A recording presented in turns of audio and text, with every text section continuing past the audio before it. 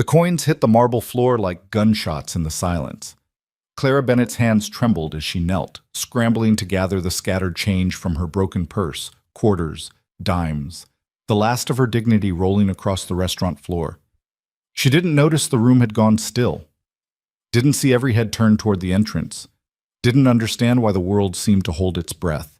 Then a hand, strong, expensive, commanding, reached down beside hers. When she looked up, she met the darkest eyes she'd ever seen, eyes that belonged to Matteo De Luca, eyes that would change everything. Follow Clara's impossible journey to the end. If this story grabs you, hit that like button and comment your city below. I want to see how far this tale travels. The difference between exhaustion and collapse, Clara had learned, was about 45 minutes. She had exactly that much time to get home, peel off her scrubs, and fall into bed before her body simply gave up. 16 hours on the surgical floor at Mount Sinai had left her feet swollen, her back screaming, and her mind fuzzy around the edges. The double shift had been voluntary. She needed every dollar she could scrape together now that she was 22 weeks pregnant, now that she was doing this alone. The restaurant shouldn't have been on her route home. Lucia's was the kind of place where Manhattan's elite gathered. All white tablecloths and soft lighting, where the cheapest bottle of wine cost more than Clara made in a day. But she'd promised Simone, her only real friend at the hospital, that she'd pick up the earring Simone had left behind after her anniversary dinner 2 nights ago. The host had been holding it at the front desk. Clara pushed through the heavy glass door, immediately aware of how out of place she looked. Her scrubs were rumpled, her hair falling out of its ponytail, and she probably smelled like antiseptic and sweat. A few diners glanced up, their expressions ranging from curious to vaguely dismissive, before returning to their conversations. She kept her eyes down, heading straight for the host stand. "Hi, I'm here to pick up an earring for Simone Rodriguez." Clara's voice came out smaller than she intended. The fatigue was making everything harder. The hostess, perfectly made up, not a hair out of place, gave her a tight smile. Of course. Just one moment. While she waited, Clara shifted her weight from one aching foot to the other. Her purse, a cheap crossbody bag she'd bought at a discount store, felt heavy on her shoulder. Inside it was everything that mattered. Her wallet, with exactly $43 until payday, her phone with a cracked screen, her keys, and the ultrasound photo she'd gotten that afternoon. The one that showed her daughter's tiny profile, the curve of her forehead, the button of her nose. Clara had looked at that photo at least 20 times since leaving the clinic. Her daughter, her responsibility, her future. The hostess returned with a small envelope. "Here you are." "Thank you." Clara took it, turning to leave. That's when it happened. The strap of her purse, already fraying from months of use, chose that moment to give up completely. The bag dropped, hitting the marble floor with a sound that seemed impossibly loud. The zipper, which Clara had been meaning to replace, burst open. Everything spilled out, coins scattered in every direction, rolling across the polished marble with a metallic clatter that echoed through the restaurant. Her wallet skidded under a nearby table. The ultrasound photo fluttered through the air like a leaf. Her keys landed with a harsh jangle. Lipstick, tampons she wouldn't need for months, loose receipts, a protein bar, all of it spread across the floor in a mortifying display of her entire life laid bare. The restaurant went quiet. Not the gentle quiet of intimate conversation, but the sharp, sudden silence of something unexpected happening. Clara felt heat flood her face as she dropped to her knees, scrambling to gather everything. Her hands shook as she reached for the coins, trying to scoop them up, but they kept rolling away. A quarter spun in a slow circle before falling flat. A dime skittered toward a man's polished shoe. "I'm so sorry," she whispered, to no one and everyone. "I'm so sorry." She crawled forward, reaching for her wallet under the table, her pregnant belly making the movement awkward. Tears pricked at her eyes. Of all the ways to end this horrible, endless day, this had to be the worst. She could feel dozens of eyes on her, watching the poor nurse in dirty scrubs chase her belongings across the floor of Manhattan's finest Italian restaurant. Then the room changed. Clara felt it before she understood it. A shift in the air, a collective intake of breath. The silence deepened, became something else entirely, something charged with awareness and caution. Even in her humiliation, she registered it. The way conversations didn't just pause but stopped mid-sentence. the way silverware ceased clinking against plates, the way the very atmosphere seemed to compress. Someone had entered the restaurant. She looked up from where she knelt, one hand still reaching for a runaway penny, and saw him. He stood in the entrance like he owned it, owned the restaurant, owned the building, owned the entire block. Matteo De Luca was 34 years old and dressed in a suit that probably cost more than Clara's entire year's rent. Navy blue, perfectly tailored to broad shoulders and a lean frame. His dark hair was styled back, emphasizing a face that belonged on Renaissance sculptures, all sharp angles and classical proportions. But it was his eyes that stopped her. Dark brown, almost black, and utterly commanding. Those eyes swept the room with casual authority, cataloging everything, assessing everyone. Behind him stood two men who were clearly security. Big, watchful, their eyes constantly moving. They positioned themselves near the entrance, a subtle barrier between their employer and the rest of the world. The host rushed forward. "Mr. De Luca, your table is ready. We've prepared—" Matteo raised one hand, a small gesture that silenced the man immediately. His eyes had found Clara, still kneeling on the floor surrounded by her scattered belongings. For a long moment he simply looked at her. Then, to her absolute shock, he walked toward her. His footsteps were measured, deliberate. Each one seemed to echo in the silent restaurant. He stopped directly in front of her, and Clara became acutely aware of her position, on her knees, looking up at him, vulnerable and disheveled, while he stood above her in perfect control. Then Matteo De Luca did something that made the entire room collectively hold its breath. He knelt down. Not a crouch, not a brief bend, but a full kneel on the expensive marble floor in his expensive suit. He picked up a quarter, then another coin, his movements careful and unhurried. Clara stared at him, frozen, as he gathered several more coins and held them out to her. "I believe these are yours," he said. His voice was low, rich, with the faintest trace of an accent that suggested Italian heritage but American upbringing. It was the kind of voice that made people listen, made them obey. But right now, it was gentle, almost kind. "Thank you," Clara managed, taking the coins from his outstretched hand. Their fingers brushed briefly, his warm and dry, hers trembling and cold. "I'm sorry for the disruption." "You didn't disrupt anything." He reached for her wallet under the nearby table, pulling it out with easy grace. "A broken purse is hardly a crime." Clara tried to laugh, but it came out shaky. "Tell that to everyone staring at us." "Let them stare." He handed her the wallet, then spotted the ultrasound photo that had landed near his knee. He picked it up carefully, looking at it for just a moment before offering it to her. "This seems important." Clara's hand shot out, taking the photo perhaps too quickly. "It is. How far along?" The question was asked casually, but Clara heard the attention behind it. She clutched the ultrasound to her chest. 22 weeks. Matteo nodded slowly, his dark eyes moving from her face to her midsection, where her scrubs hid the small swell of her pregnancy. When his gaze returned to her face, something had shifted in it, a calculation being made, a decision being reached. "And the father?" he asked. The question was too intimate, too personal for a stranger to ask, even one who was helping her pick up her spilled belongings. Clara felt her spine straighten despite her exhaustion. Not in the picture. His loss. The certainty in those two words made Clara's breath catch.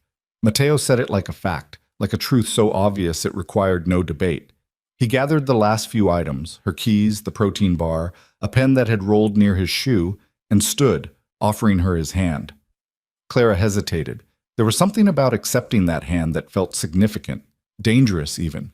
But her knees hurt, her back ached, and pride was a luxury she couldn't afford. She placed her hand in his and let him pull her to her feet. He was tall. She'd known that from seeing him across the floor, but standing close to him, she had to tilt her head back to meet his eyes. He didn't release her hand immediately, and she didn't pull away. For a suspended moment they stood there, connected, while the restaurant watched.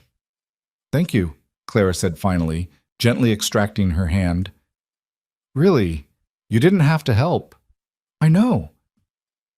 He reached into his jacket and pulled out a business card, offering it to her. Matteo De Luca. Clara took the card reflexively. Heavy stock, embossed lettering. De Luca Holdings. An address in Midtown. A phone number. Clara Bennett. Clara. He said her name like he was testing it, seeing how it felt. You're a nurse? She glanced down at her scrubs. Surgical floor at Mount Sinai. 16-hour shift? How did you... She stopped. Of course he knew. He was the kind of man who noticed things, who read people. Yes. Then you should eat something before you go home. It wasn't quite a suggestion, wasn't quite a command. Something in between that made it hard to refuse. I can't. I mean, I appreciate the offer, but... Clara gestured vaguely at herself, at the restaurant, at the obvious disparity between them. But what? But I look like I've been wrestling patients for 16 hours. My purse just exploded all over your restaurant's floor, and I'm approximately 3 minutes from falling asleep standing up. The words tumbled out before she could stop them. Exhaustion was making her honest. The corner of Mateo's mouth lifted. Not quite a smile, but close. My restaurant? Heat flooded Clara's face again. I didn't mean, I just assumed. You assumed correctly. I own it. He gestured to a table in the corner, one that had mysteriously remained empty despite the restaurant being nearly full. Sit, eat, then I'll have my driver take you home. I can't accept that. Why not? Because I don't know you. Because this is... She struggled for the right word. Excessive. For helping me pick up some quarters. Mateo's expression shifted, became more serious. I'm not being generous, Clara. I'm being practical. You're exhausted, pregnant, and alone. If you pass out on the subway, it won't be my quarters you'll need to worry about. The bluntness should have offended her. Instead, it cut through her reflexive politeness and hit something true. She was exhausted. She was pregnant. She was alone. And the thought of navigating the crowded subway right now made her want to cry. 30 minutes, Mateo continued, his voice softening slightly. Eat something warm, drink some water. Then my driver will take you home safely. That's all I'm offering. Why? The question escaped before Clara could stop it. Why do you care? Something flickered across his face, too quick for her to read. Because someone should. The words hit her square in the chest. Because someone should. How long had it been since someone cared whether she ate, whether she got home safely, whether she was okay? Weeks? Months? Since before Marcus left, certainly. Since before she'd found out she was pregnant and watched her baby's father walk out the door without looking back. 30 minutes, she heard herself say. But I'm paying for my food. No. Mr. DeLuca, Mateo. And no, you're not paying. I own the restaurant, remember? The food is free either way. The only question is whether you're too stubborn to accept a meal when you clearly need one. Clara wanted to argue, wanted to maintain her independence, her dignity, but her daughter chose that moment to do a small flip inside her, a flutter of movement that reminded Clara she wasn't just taking care of herself anymore. Okay, she said quietly. 30 minutes. Mateo's nod was approving. He gestured to his security, who immediately created a subtle perimeter as he guided Clara to the corner table. The host appeared instantly with menus, water, his demeanor transformed from cool professionalism to deferential attention. Mr. DeLuca, shall I send over? Give us a few minutes. Mateo pulled out Clara's chair himself, waiting until she sat before taking the seat across from her. The security detail positioned themselves nearby, but not intrusively, watching the room with practiced awareness. Clara looked around, acutely aware that every person in the restaurant was trying very hard to pretend they weren't watching their table. This is going to be the talk of Mount Sinai tomorrow. Why? Because someone probably recognized me. Someone always does. And now they'll have seen me having dinner with... She trailed off, unsure how to finish that sentence. With? Mateo prompted, one eyebrow raised. With someone clearly important. I'm not important. I just own things. That's the definition of important in Manhattan. He laughed then, a real laugh that transformed his face from severe to something warmer. Fair point, but for what it's worth, I don't care what people say about me. Haven't for years. Must be nice. It is. He slid a menu toward her. What sounds good? Clara opened the menu and nearly closed it immediately when she saw the prices. She'd known it would be expensive, but this was beyond expensive. This was obscene. I can't eat $40 pasta. You can and you will. Doctor's orders. You're not a doctor. No, but you are a nurse, which means you know better than most that you need proper nutrition right now. He leaned back in his chair, completely at ease. So stop thinking about the prices and tell me what you actually want to eat. Clara bit her lip, looking at the menu again. The truth was, everything sounded amazing. After months of cheap takeout and cereal for dinner, the descriptions alone made her mouth water. The chicken marsala, she admitted finally, and maybe the house salad. Matteo signaled to a waiter who appeared instantly. The lady will have the chicken marsala and house salad. I'll have the osso buco, and bring us the burrata to start. Right away, Mr. De Luca. As the waiter disappeared, Clara leaned forward slightly. I didn't agree to an appetizer. Consider it an executive decision. Matteo poured water from the pitcher into her glass. You need to eat more than a salad and an entree. Bossy. Practical. There's a difference? Sometimes. He settled back, studying her with those penetrating dark eyes. Tell me about yourself, Clara Bennett. There's not much to tell. I doubt that. Seriously, I'm a nurse. I work too much. I'm pregnant. That's about it. Where are you from? Rochester, upstate. Came to the city for nursing school at NYU. Stayed for the job opportunities. Family? Clara's hand tightened around her water glass. My parents died in a car accident when I was 19. No siblings. So it's just me. Matteo's expression softened, genuine sympathy crossing his features. I'm sorry. It was a long time ago. The lie was automatic, protective. It would never be a long time ago. The absence of her parents was a constant ache, made sharper now by the knowledge that her daughter would never meet them. What about you? Are you from New York? Born here, raised here, will probably die here. He said it matter-of-factly, like he'd made peace with his fate. My father built the business. I'm just running it. De Luca Holdings, what does that mean exactly? Real estate, mostly. Restaurants, some import-export, various investments. The description was vague, practiced, the kind of answer that provided information without revealing anything. Nothing terribly interesting. Before Clara could press further, the waiter returned with the burrata, a creamy ball of cheese surrounded by heirloom tomatoes, fresh basil, and what looked like homemade bread. The presentation was beautiful, almost too beautiful to eat. Please, Matteo gestured to the plate. Help yourself. Clara took a piece of bread, topped it with some of the burrata and tomatoes, and took a bite. The flavors exploded across her tongue, rich, fresh, perfectly seasoned. She couldn't stop the small sound of pleasure that escaped her. Good? Matteo asked, amusement clear in his voice. Incredible. Clara took another bite, then another. She hadn't realized how hungry she was until she started eating. The protein bar she'd eaten at lunch felt like days ago. They ate in companionable silence for a few minutes. Clara was aware of the other diners still sneaking glances their way, aware of the security detail's constant vigilance, aware that this entire situation was surreal. But the food was too good, and she was too tired to care.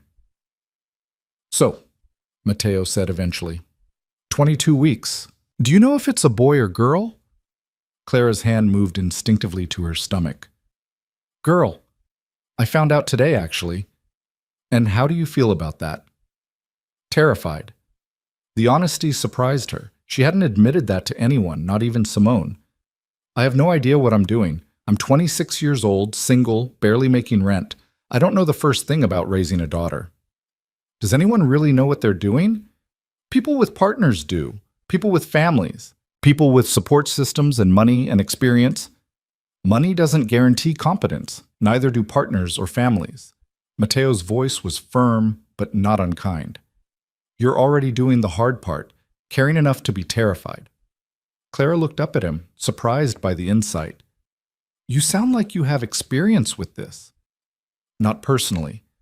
I don't have children, but I've known enough new parents to recognize the pattern. The ones who are scared they'll mess up are usually the ones who do it right. That's a nice theory. It's more than theory. He paused as the waiter cleared the burrata plate and brought their salads. My sister had her first baby last year. She spent the entire pregnancy convinced she'd be terrible at it. Now she's the most competent person I know. You have a sister? 2 sisters and a brother. I'm the oldest. And you're all in the family business? Matteo's expression became more guarded. In various capacities. Clara recognized the wall going up, the subtle shift from openness to caution. She'd hit on something he didn't want to discuss. Fair enough.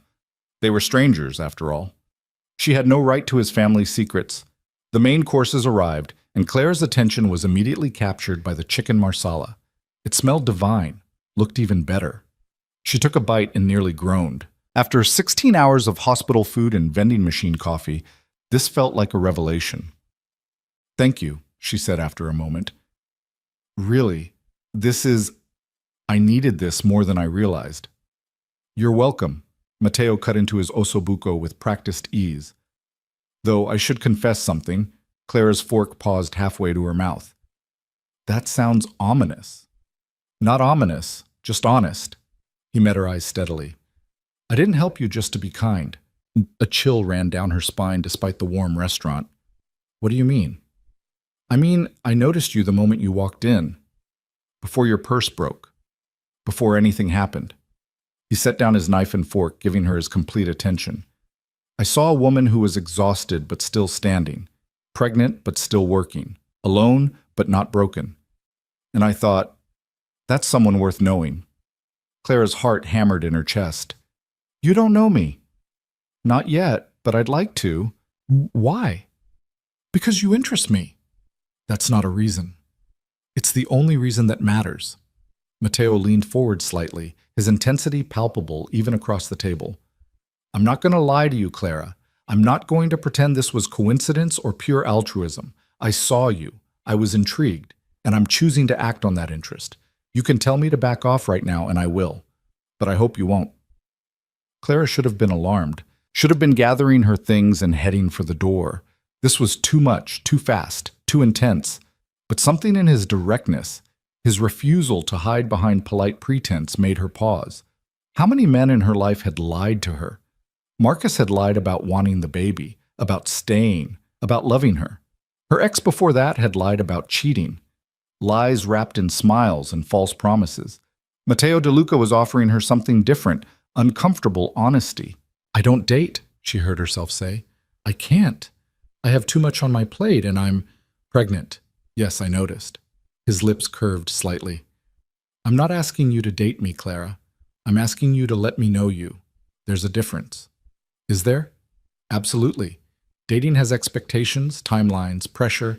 Getting to know someone is just time spent, conversations, dinners, maybe. No agenda beyond learning who you are. And if I say no, then I'll have my driver take you home, you'll finish your meal, and we'll part as two people who had a nice dinner together." His voice remained even, giving her space. "No pressure? No obligation? Your choice." Clara looked down at her plate, at the half-eaten chicken marsala that was probably the best thing she'd tasted in months. She thought about her empty apartment, her empty life, the months of isolation that stretched ahead. She thought about doing this pregnancy alone, raising her daughter alone, facing every challenge alone because she'd convinced herself it was safer that way. She thought about the ultrasound photo in her purse and wondered what kind of life she wanted to give her daughter.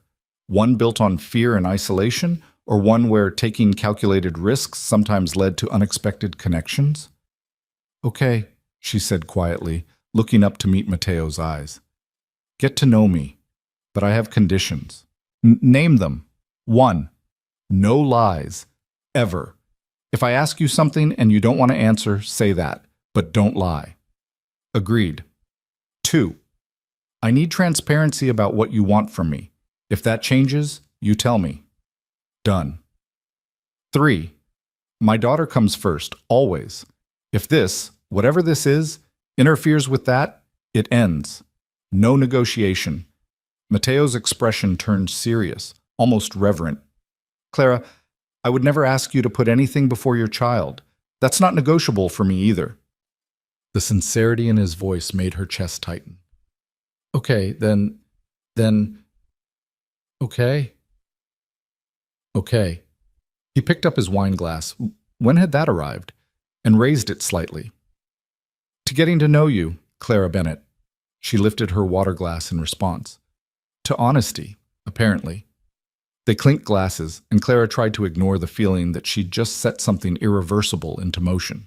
The rational part of her brain screamed warnings about powerful men and their intentions, about moving too fast, about protecting herself. But the exhausted, lonely part of her that had been fighting alone for so long whispered something different. Maybe, just maybe, it was okay to let someone in. The rest of the meal passed in easier conversation. Matteo asked about her work, and Clara found herself telling him stories from the surgical floor, the strange things people swallowed, the ridiculous injuries, the moments of grace that made the hard days worthwhile. He listened with genuine interest, asking follow-up questions, laughing at the right moments. In turn, he told her about the restaurant business, the challenges of maintaining quality across multiple locations, the delicate balance of pleasing customers while staying true to a vision. He was careful, she noticed, to keep things surface level. He never mentioned specifics about his other businesses, never dropped names or revealed too much. But the glimpses he gave her suggested someone who took his responsibilities seriously. By the time dessert arrived, tiramisu that Matteo had ordered without asking, correctly guessing she'd never turned down chocolate, Clara was struggling to keep her eyes open. The combination of good food, warm atmosphere, and bone-deep exhaustion was finally catching up with her. "Time to get you home," Matteo said gently, signaling to the waiter. "Before you fall asleep in your tiramisu." "I'm fine," Clara protested, even as she stifled a yawn. "You're exhausted, and I promised to get you home safely." He stood, offering his hand again. "Come on." This time, Clara took his hand without hesitation. He helped her to her feet, steadied her when she swayed slightly, and kept a careful hand at the small of her back as they walked toward the entrance. The security detail moved with them, creating that subtle protective barrier. Outside, a black car waited at the curb. One of the security guards opened the back door, while Matteo helped Clara inside. The interior was all leather and luxury, warm and comfortable. She sank into the seat with a sigh of relief. Matteo slid in beside her. "Where do you live?" Clara rattled off her address in Washington Heights, watching his face for judgment. The neighborhood wasn't dangerous exactly, but it wasn't Upper East Side either. If Matteo thought anything about it, he didn't show it. He simply relayed the address to the driver and settled back. The car pulled into traffic smoothly. Through the tinted windows, Clara watched Manhattan slide by. Late-night pedestrians, glowing storefronts, the organized chaos of the city that never slept. Beside her, Matteo was quiet, giving her space. "Can I ask you something?" Clara said after a few minutes. "Anything." "Why do you have security guards?" Matteo was silent for a long moment. When he spoke, his voice was carefully neutral.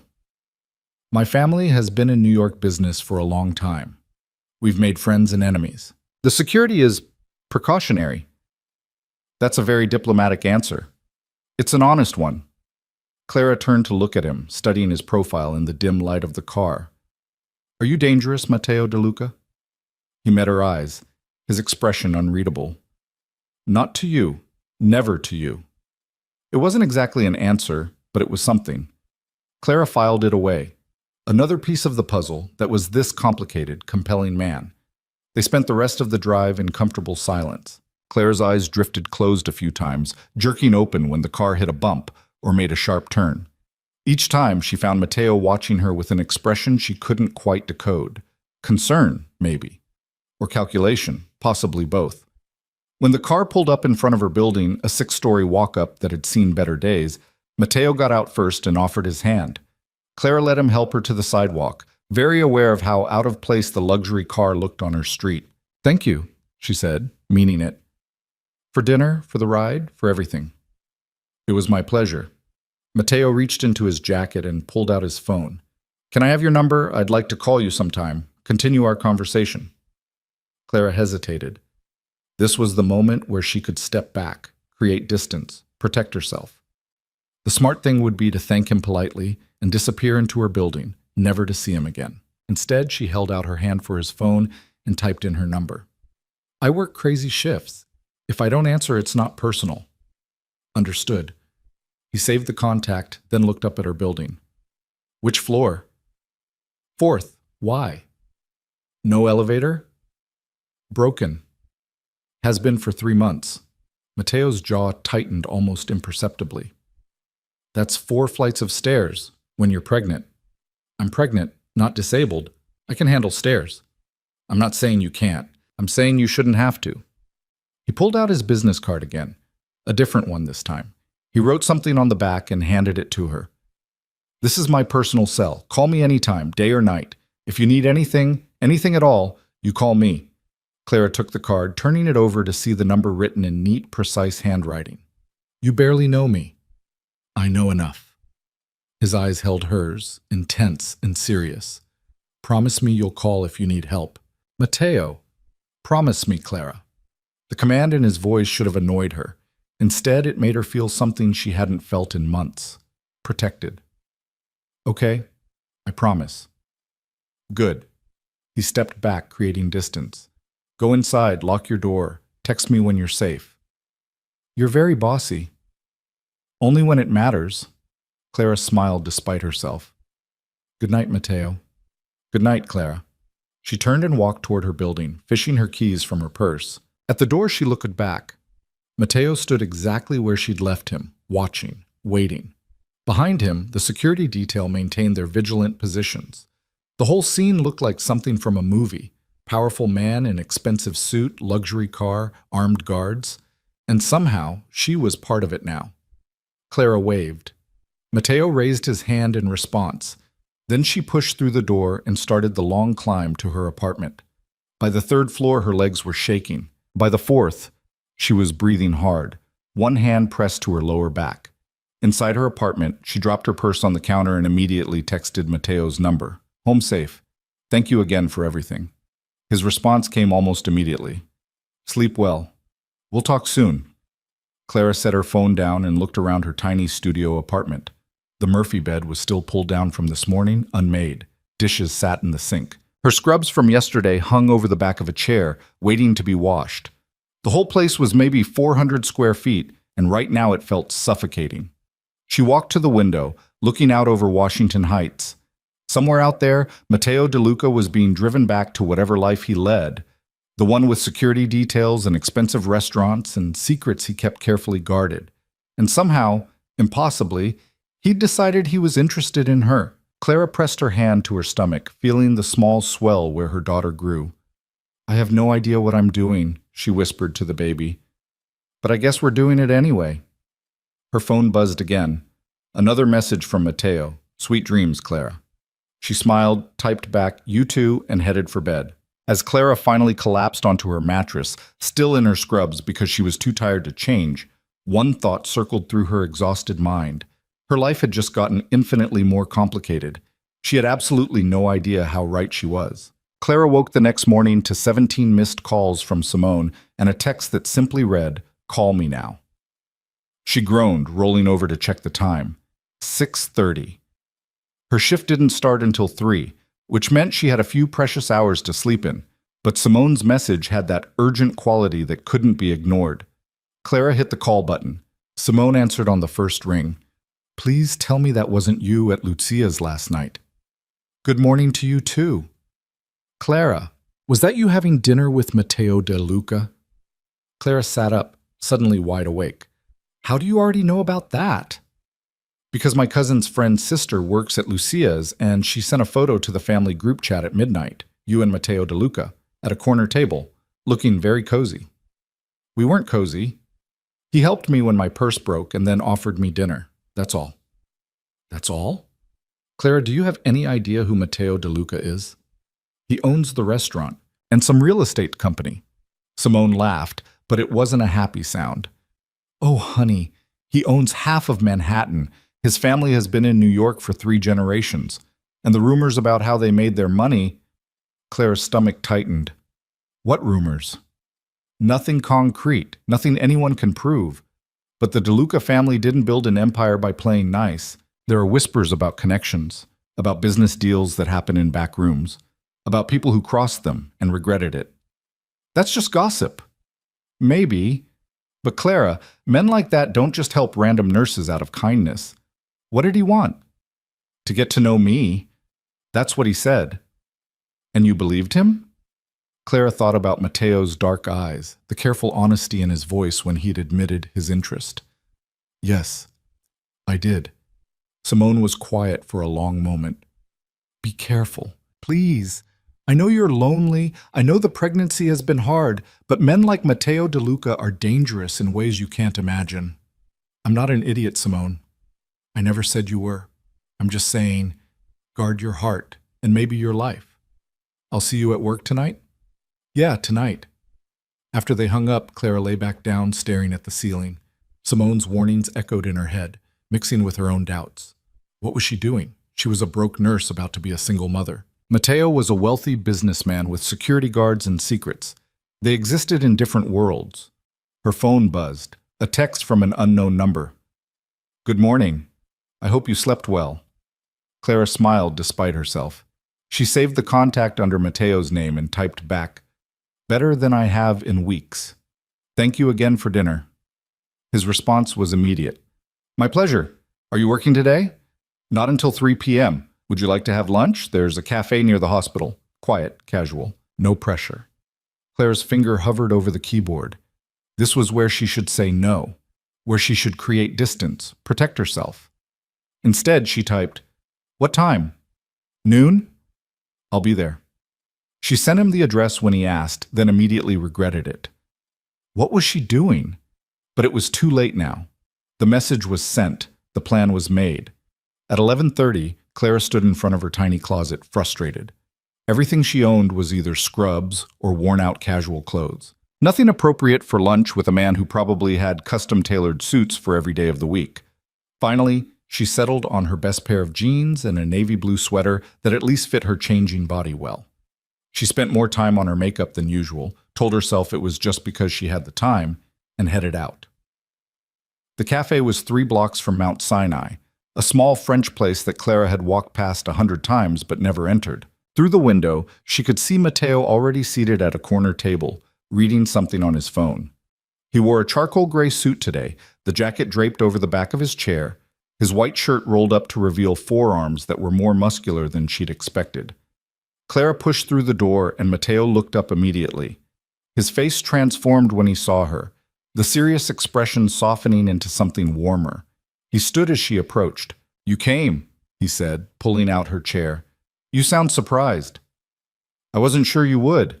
He waited until she sat before returning to his own seat. I thought you might have second thoughts in the light of day. I did. Clara accepted the menu from a passing waiter. But I came anyway. Why? Honestly, I'm not sure. Curiosity, maybe, or stupidity. The jury's still out. Matteo laughed, and the sound made something warm bloom in Clara's chest. Well, I'm glad your curiosity won. Coffee? Or is that off limits right now? 1 cup a day is fine. I usually have it at work, but I can make an exception. He ordered them both coffee, then leaned back in his chair, studying her with that intense focus that made her feel like she was the only person in the room. How are you feeling today? Any lingering exhaustion? Some, but that's pretty standard these days. The second trimester is supposed to be easier, but nobody told my body that. Are you taking care of yourself? Eating enough? Resting when you can? Clara raised an eyebrow. You sound like a mother hen. I sound like someone who knows that nurses are terrible at following their own advice about self-care. Fair point. Clara accepted her coffee from the waiter with a grateful smile. But yes, I'm taking care of myself. Prenatal vitamins, regular checkups, the whole routine. And work? Are they accommodating the pregnancy? They're trying. But we're short-staffed, and I need the hours, so I take what I can get. Matteo's expression darkened slightly. You shouldn't have to choose between your health and paying rent. Welcome to American healthcare. Clara sipped her coffee, savoring the rich flavor. But it's fine. I'm managing. Managing isn't the same as thriving. No, but it's what I've got. She set down her cup, meeting his eyes steadily. Not all of us have family empires to fall back on. Instead of being offended, Matteo nodded slowly. You're right. I was born into advantages you weren't, but that doesn't mean I can't see when someone is struggling unnecessarily. I'm not a charity case, Matteo. I never said you were, but you are someone I care about, and... He stopped, seeming to catch himself. Sorry, too much too soon. Clara's heart was beating faster. You care about me. We've known each other for 12 hours. 13, actually, and yes, I care. Is that a problem? I don't know yet. She studied him across the table, trying to read the truth behind those dark eyes. My friend warned me about you this morning. Said your family has a dangerous reputation. Your friend is smart. So it's true? Some of it. The DeLuca family has been in New York business for a long time. We've made enemies. We've made difficult choices. But I'm not my father's generation, Clara. I'm trying to build something different. What does that mean? Matteo was quiet for a moment, seeming to choose his words carefully. It means I inherited a complicated legacy. Some parts of the business are exactly what they appear to be. Restaurants, real estate, legitimate holdings. Other parts, he paused. Other parts I'm working to phase out, to legitimize. That's still not a real answer. No, it's not. And I won't lie and say there's no darkness in my family's past. There is, but I'm trying to move us toward the light. Does that make sense? Clara wanted to push harder, to demand specifics, but something in his expression stopped her. There was honesty there, mixed with caution. He was telling her what he could without putting either of them at risk. Okay, she said finally, I appreciate you not lying to me. I promised I wouldn't. I meant it. The waiter returned to take their orders. Clara chose a quiche and salad. Matteo ordered the same, which made her smile. When they were alone again, he reached across the table, not quite touching her hand, but close enough that she could feel the warmth of his skin. Tell me about your daughter, he said. What are you hoping for her? The question caught Clara off guard. Most people asked about the pregnancy itself, the logistics, the fear. Nobody asked about her hopes. Everything, she admitted quietly. I want her to grow up feeling safe and loved. I want her to have opportunities I didn't. I want her to be brave and kind and strong. She will be. She has you for a mother. You don't know that. I know you walked 4 flights of stairs after a 16-hour shift. I know you're working yourself to exhaustion to provide for a child who isn't even born yet. I know you faced down a stranger in a restaurant and made your boundaries clear. That tells me everything I need to know about the kind of mother you'll be. Clara felt tears prick her eyes. Damn pregnancy hormones. You barely know me. I'm learning. His hand moved closer, fingertips brushing hers. Have you thought about names? A few, but nothing feels right yet. I keep thinking I'll know when I meet her. My mother said the same thing about my youngest sister. Had a list of 20 names, threw them all out when she was born and went with something completely different. What's your sister's name? Isabella. We call her Bella. His voice softened with obvious affection. She's 28 now, runs the restaurant operations. You'd like her. Would I get to meet her? Your family? Matteo hesitated. Eventually, maybe, but there are complications there. My father especially. Doesn't approve of nurses. Doesn't approve of anyone I show interest in. He has very specific ideas about who the family should associate with. And I don't fit those ideas. No one fits those ideas. He wants me to marry into another old New York family, create alliances, strengthen the business. He sees relationships as transactions. Clara pulled her hand back. And what do you see them as? As connections between people who choose each other, not business deals. Matteo leaned forward, his intensity ratcheting up. I don't care what my father thinks about who I spend time with. I stopped caring about that years ago. But it still causes problems. Yes, but they're my problems to handle, not yours. Their food arrived, and they ate in silence for a few minutes. Claire's mind was racing. Every answer Matteo gave raised 3 new questions. The more she learned about him, the more complicated the picture became. Can I ask you something? Clara said finally. Always. Why me? Really, you could have anyone.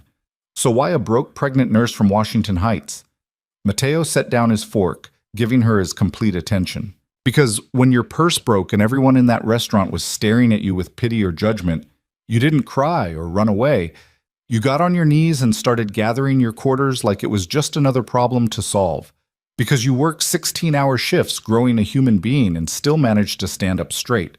Because you set boundaries with me even when I could tell you were exhausted and overwhelmed.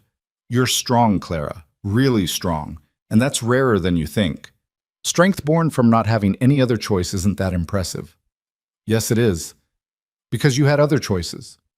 You could have given up, could have made different decisions, but you didn't. You keep fighting. He paused. And honestly, I'm tired of people who've never had to fight for anything. They're boring. Clara laughed despite herself. So I'm interesting because I'm struggling? You're interesting because you're still standing despite the struggling. There's a difference. They finished their lunch trading stories.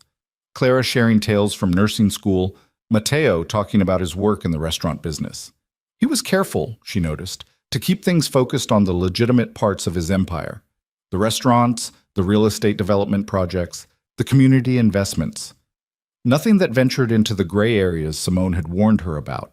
But Clara was learning to read him. She saw the way he paused before answering certain questions, the careful selection of words, the topics he smoothly redirected away from.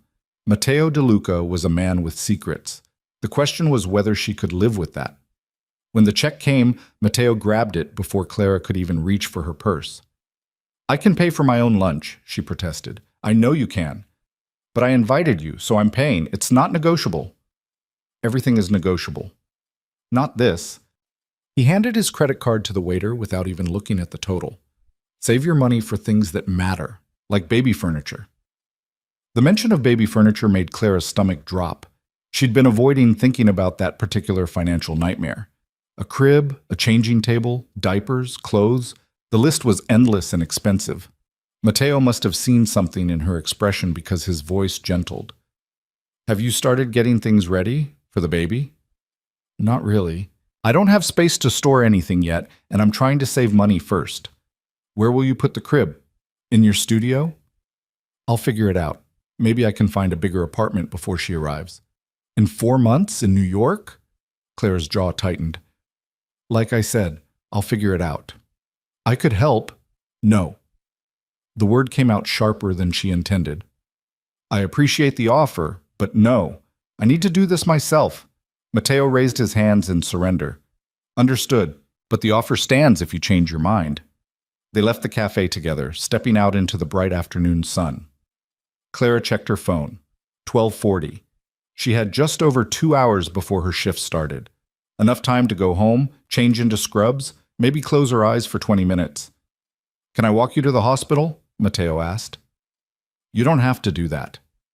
I know, but I'd like to, if that's okay. Clara nodded, and they started walking. Matteo matched his pace to hers, not rushing despite the fact that his legs were longer. One of his security guards followed at a discreet distance. Clara had spotted him inside the cafe, seated near the door. The constant protection was unsettling, a reminder of the life Matteo led when he wasn't having lunch with nurses. Can I ask you something personal? Clara said as they waited for a light to change. Haven't you been doing that all afternoon? More personal than usual. Go ahead. Do you ever get tired of it? The security, the caution, the weight of your family's reputation? Matteo was quiet for a long moment. They crossed the street, moving through the crowds of midday Manhattan, before he answered. Every day. But it's the life I was born into. I can't change my last name, can't erase the past. All I can do is try to build a different future. That sounds lonely. It is sometimes, which is why... He trailed off, then seemed to make a decision. Which is why finding someone who sees me as just a person, not as the De Luca heir or a business opportunity, matters more than you might think. Clara's heart clenched. Matteo, I'm not asking for anything, he said quickly. I'm just being honest, like I promised. They reached the hospital entrance too soon. Clara stopped, turning to face him. In the daylight, she could see details she'd missed the night before. The small scar above his left eyebrow. The fine lines around his eyes that suggested he smiled more than his serious demeanor let on. The precise way his hair was cut. Thank you for lunch, she said. I enjoyed it. Enough to do it again? Maybe, if you promise to let me pay next time. I'll consider it. His smile was genuine, reaching his eyes. Can I call you tonight, after your shift? It'll be late, after midnight probably. I don't sleep much anyway. Clara hesitated, then nodded. Okay, you can call. Be safe in there, he gestured to the hospital. And take care of yourself. Always do. She started to turn away, but Matteo caught her hand gently. Clara? Thank you. For what? for giving me a chance. I know it's not easy to trust someone new, especially given everything you're dealing with. You haven't given me a reason not to trust you yet. I hope I never do." He released her hand, and Clara walked into the hospital, feeling his eyes on her back until she turned the corner. Only then did she let herself fully process what was happening. In less than 24 hours, Matteo De Luca had entered her life and turned everything sideways. She barely knew him, and yet she found herself thinking about him constantly, looking forward to his calls, craving his attention. It was dangerous, it was potentially stupid, it was definitely complicated, and Clara was pretty sure she was already in too deep to stop it. Her shift passed in the usual chaos of the surgical floor, post-op patients, emergencies, the constant juggling of medications and care plans. But whenever she had a quiet moment, her mind drifted to Matteo, to the way he'd looked at her across the lunch table, to his questions about her hopes for her daughter, to the loneliness she'd heard in his voice when he talked about his life. Around 9 p.m., Clara was updating a chart when the charge nurse, Patricia, approached her with a strange expression. "Clara, can I see you for a minute?" "Sure. What's up?" Patricia led her to the small office behind the nurse's station and closed the door. "I got a call from administration this afternoon. About you." Clara's stomach dropped. "What kind of call?" "The good kind, actually. There's been a significant donation made to the hospital, anonymous donor, and it comes with a specific request that we create better accommodations for pregnant staff. Flex scheduling, a rest area, reassignment to less physically demanding floors when needed." That's amazing." "It is. And you've been selected as one of the first staff members to benefit from it. Effective immediately, you're being reassigned to the private wing. Lighter patient load, more predictable hours, better pay." Claire's mind was racing. An anonymous donation, made specifically to help pregnant staff. The timing was too perfect to be coincidence. Who made the donation? Like I said, it's anonymous. Administration won't say, but the amount was substantial enough that they're falling all over themselves to comply with the requests. Patricia leaned against the desk. "You don't seem as excited as I expected." "I am. It's just unexpected." "Good unexpected or suspicious unexpected?" Clara forced a smile. "Good. Definitely good. When do I start in the private wing?" "Tomorrow, if you want. They're assigning you to a long-term patient who needs monitoring but isn't critical. Easy work, good hours." "Okay, yes, thank you." After Patricia left, Clara stood alone in the office, her mind churning. It had to be Matteo, but she told him no charity, told him she needed to handle things herself. And he'd gone behind her back and done this anyway. She should be angry, should march out of here and call him and tell him to take his donation back. But the truth was, she was exhausted. Bone deep, soul tired, exhausted. And the thought of lighter shifts, better hours, more time to rest before the baby came, it was too tempting to refuse. Clara pulled out her phone and texted him. "Did you have anything to do with the donation to Mount Sinai?" His response came 30 seconds later. "We should probably have this conversation in person. Can I pick you up when your shift ends?" So it was him. Clara typed back, "Yes. We definitely need to talk. I'll be there at midnight." The rest of her shift dragged. Clara went through the motions, taking care of her patients, but her mind was elsewhere. By the time midnight rolled around, she'd worked herself into a complicated tangle of gratitude, frustration, and something that might have been hope. She changed out of her scrubs and headed downstairs. The same black car from last night waited at the curb. Matteo stood beside it, watching the hospital entrance. When he saw her, his expression turned wary. "You're angry," he said as she approached. "I'm confused. I told you I didn't want charity." "It's not charity. It's an investment in maternal health care. The entire surgical floor benefits, not just you." "But you did it for me." "Primarily, yes." He opened the car door. "Can we discuss this somewhere more private?" Clara hesitated, then nodded. She slid into the back seat, and Matteo joined her. The car pulled away from the hospital, heading uptown. "Where are we going?" Clara asked. "My apartment, unless you'd rather go somewhere else." "Your apartment is fine." They rode in tense silence. Clara stared out the window, watching the city pass by, trying to sort through her feelings. On one hand, Matteo had overstepped. had made a unilateral decision that affected her life without consulting her.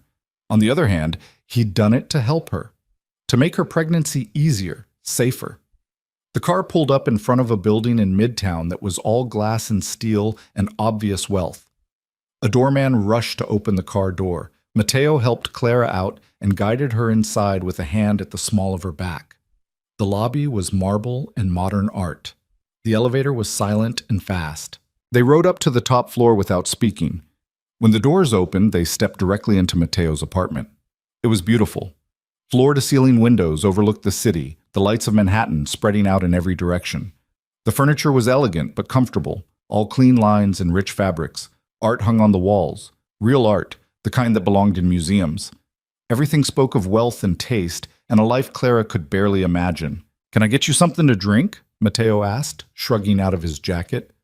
"Water? Tea? Juice?" "Water is fine." Clara walked to the windows, pressing her hand against the cool glass. From up here, the city looked peaceful, almost gentle. "This view is incredible. It's why I bought the place." He returned with a glass of water, handing it to her. "Clara, I'm sorry. I should have asked you before making the donation." "Yes, you should have. But I knew you'd say no, and I knew you needed help, whether you'd admit it or not." He ran a hand through his hair, frustration clear in his movements. "You're working yourself to exhaustion, climbing 4 flights of stairs every day, taking 16-hour shifts when you should be resting. I had the means to change that, so I did. It wasn't your decision to make." "You're right, it wasn't. But I'd do it again." His eyes met hers, unflinching. "I know that makes me controlling. I know it crosses boundaries. But I can't watch you struggle when I have the power to help. I'm not your responsibility, Mateo. No, you're not. But you're someone I care about, and that makes your well-being matter to me. I can't turn that off just because it makes you uncomfortable." Clara set down her water glass. "This is too much, too fast. We've known each other for 1 day. 30 hours, actually. That's not funny. I'm not trying to be funny. I'm trying to be honest." Mateo stepped closer but didn't touch her.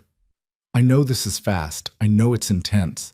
But I've learned not to waste time when something feels right. And this, you feel right. You don't know me well enough to make that determination. Then let me get to know you better. Accept the job transfer. Use the time it gives you to rest and prepare for your daughter. Let me take you to dinner occasionally. Let this develop naturally and see where it goes. And if it goes nowhere, then you'll still have better working conditions, and I'll have gained a friend.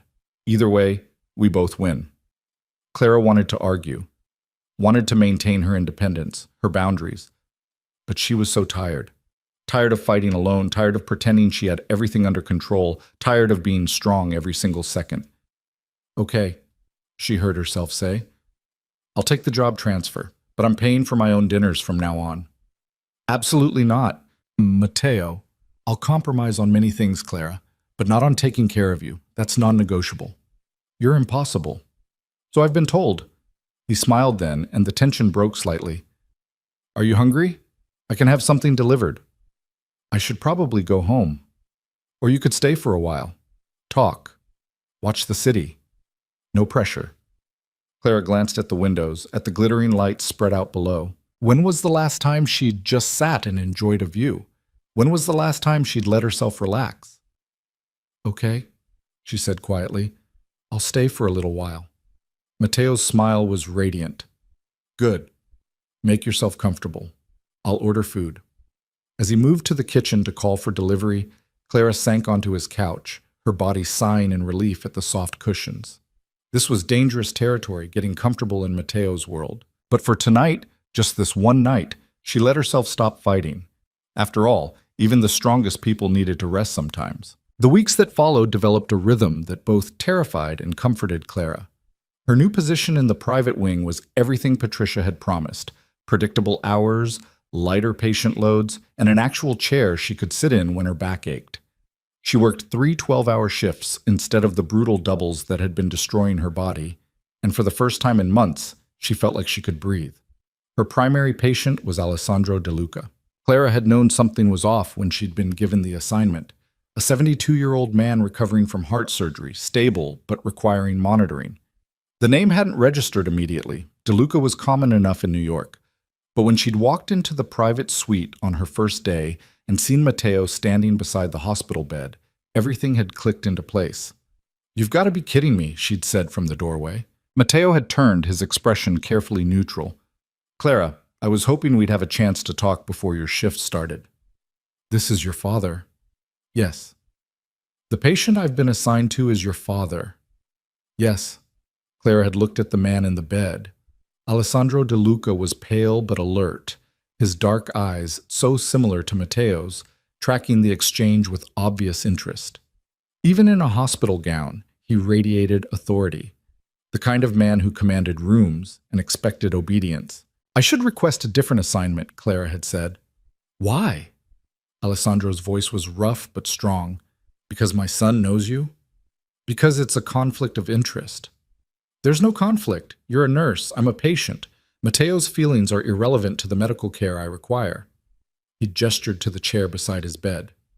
"Sit. We should get to know each other if you're going to be poking and prodding me for the next few weeks." That had been 3 weeks ago. Since then, Clara had fallen into a strange routine. She'd arrive for her shift, check Alessandro's vitals, administer his medications, and somehow end up in long conversations about everything from New York politics to the best pizza in the city. The old man was sharp, observant, and far more perceptive than Clara was comfortable with. Matteo visited every day. Sometimes in the morning before Clara's shift started, sometimes in the evening when she was finishing up. They'd share coffee in the small kitchen area of the private wing, talking about everything and nothing. He asked about her pregnancy, her apartment hunt, her plans for the future. She asked about his work, his family, the parts of his life he was willing to share. What they didn't talk about was what they were becoming to each other. The way Clara found herself looking forward to seeing him. The way Matteo's face lit up when she entered a room. The careful way they didn't touch, as if both of them knew that crossing that line would change everything. It was Alessandro who finally called them out. Clara was checking his blood pressure one afternoon when he said, without preamble, "My son is falling in love with you." Her hands fumbled with the cuff. "Mr. De Luca," "Alessandro, we've been over this, and don't pretend you haven't noticed. Matteo looks at you like you're the only person in the world. It's nauseating, frankly." Clara focused on recording his numbers. "Your blood pressure is good, 120/78. You're avoiding the subject, because it's none of my business what Matteo feels. It's absolutely your business. The question is, what do you feel about him?" Clara met his eyes then, seeing the calculation there. Alessandro wasn't asking out of curiosity. He was assessing, measuring, determining if she was worthy of his son. "With respect, that's not something I'm going to discuss with you." "Why not? Too personal? Too complicated?" "Both. And because whatever is or isn't happening between Matteo and me has nothing to do with you." Alessandro's laugh was sharp. "Everything about my son has to do with me. I built the empire he'll inherit. I made the choices that shaped his life. You think you can waltz in and change the trajectory of the De Luca family?" "I'm not trying to change anything. I'm just trying to do my job." "Your job." He settled back against his pillows, studying her. "And what about when this job ends? When I'm discharged and you have no reason to see Matteo every day? What then?" Clara had no answer for that. She'd been trying not to think about it, trying to exist in this suspended moment where she could see Matteo regularly without having to define what they were to each other. But Alessandro was right. Eventually this would end, and then she'd have to make a choice. "I don't know," she admitted quietly. "At least you're honest. That's something." Alessandro closed his eyes. "My son deserves someone strong, someone who won't be intimidated by our family or our reputation, someone who'll challenge him when he's being an idiot." "He has that in you, doesn't he?" "I won't be around forever. The heart surgery should have made that clear." His voice was matter-of-fact, no self-pity. "Matteo needs someone who sees him as a man, not just as the heir. Someone who fell for him before knowing what he was worth." Clara's throat tightened. "I should finish my rounds." "Run if you want. But you'll have to face this eventually." She left the room, her heart pounding. In the hallway, she leaned against the wall, trying to steady herself. Alessandro's words had cut too close to truths she'd been avoiding. She was falling for Matteo. Had been since that first night when he'd knelt on marble floors to help her gather her scattered life. But falling for him meant accepting everything that came with him: the wealth, the reputation, the dangerous legacy he was trying to escape. Clara? She looked up to find Matteo walking toward her, concern clear on his face. He was dressed for business today. Navy suit, crisp white shirt, no tie. He must have come straight from a meeting. Are you okay? You look pale. I'm fine, just tired. His hand came up to cup her face, the touch gentle and warm. It was the first time he'd touched her in weeks, and Clara felt it like electricity through her entire body. Don't lie to me. What happened?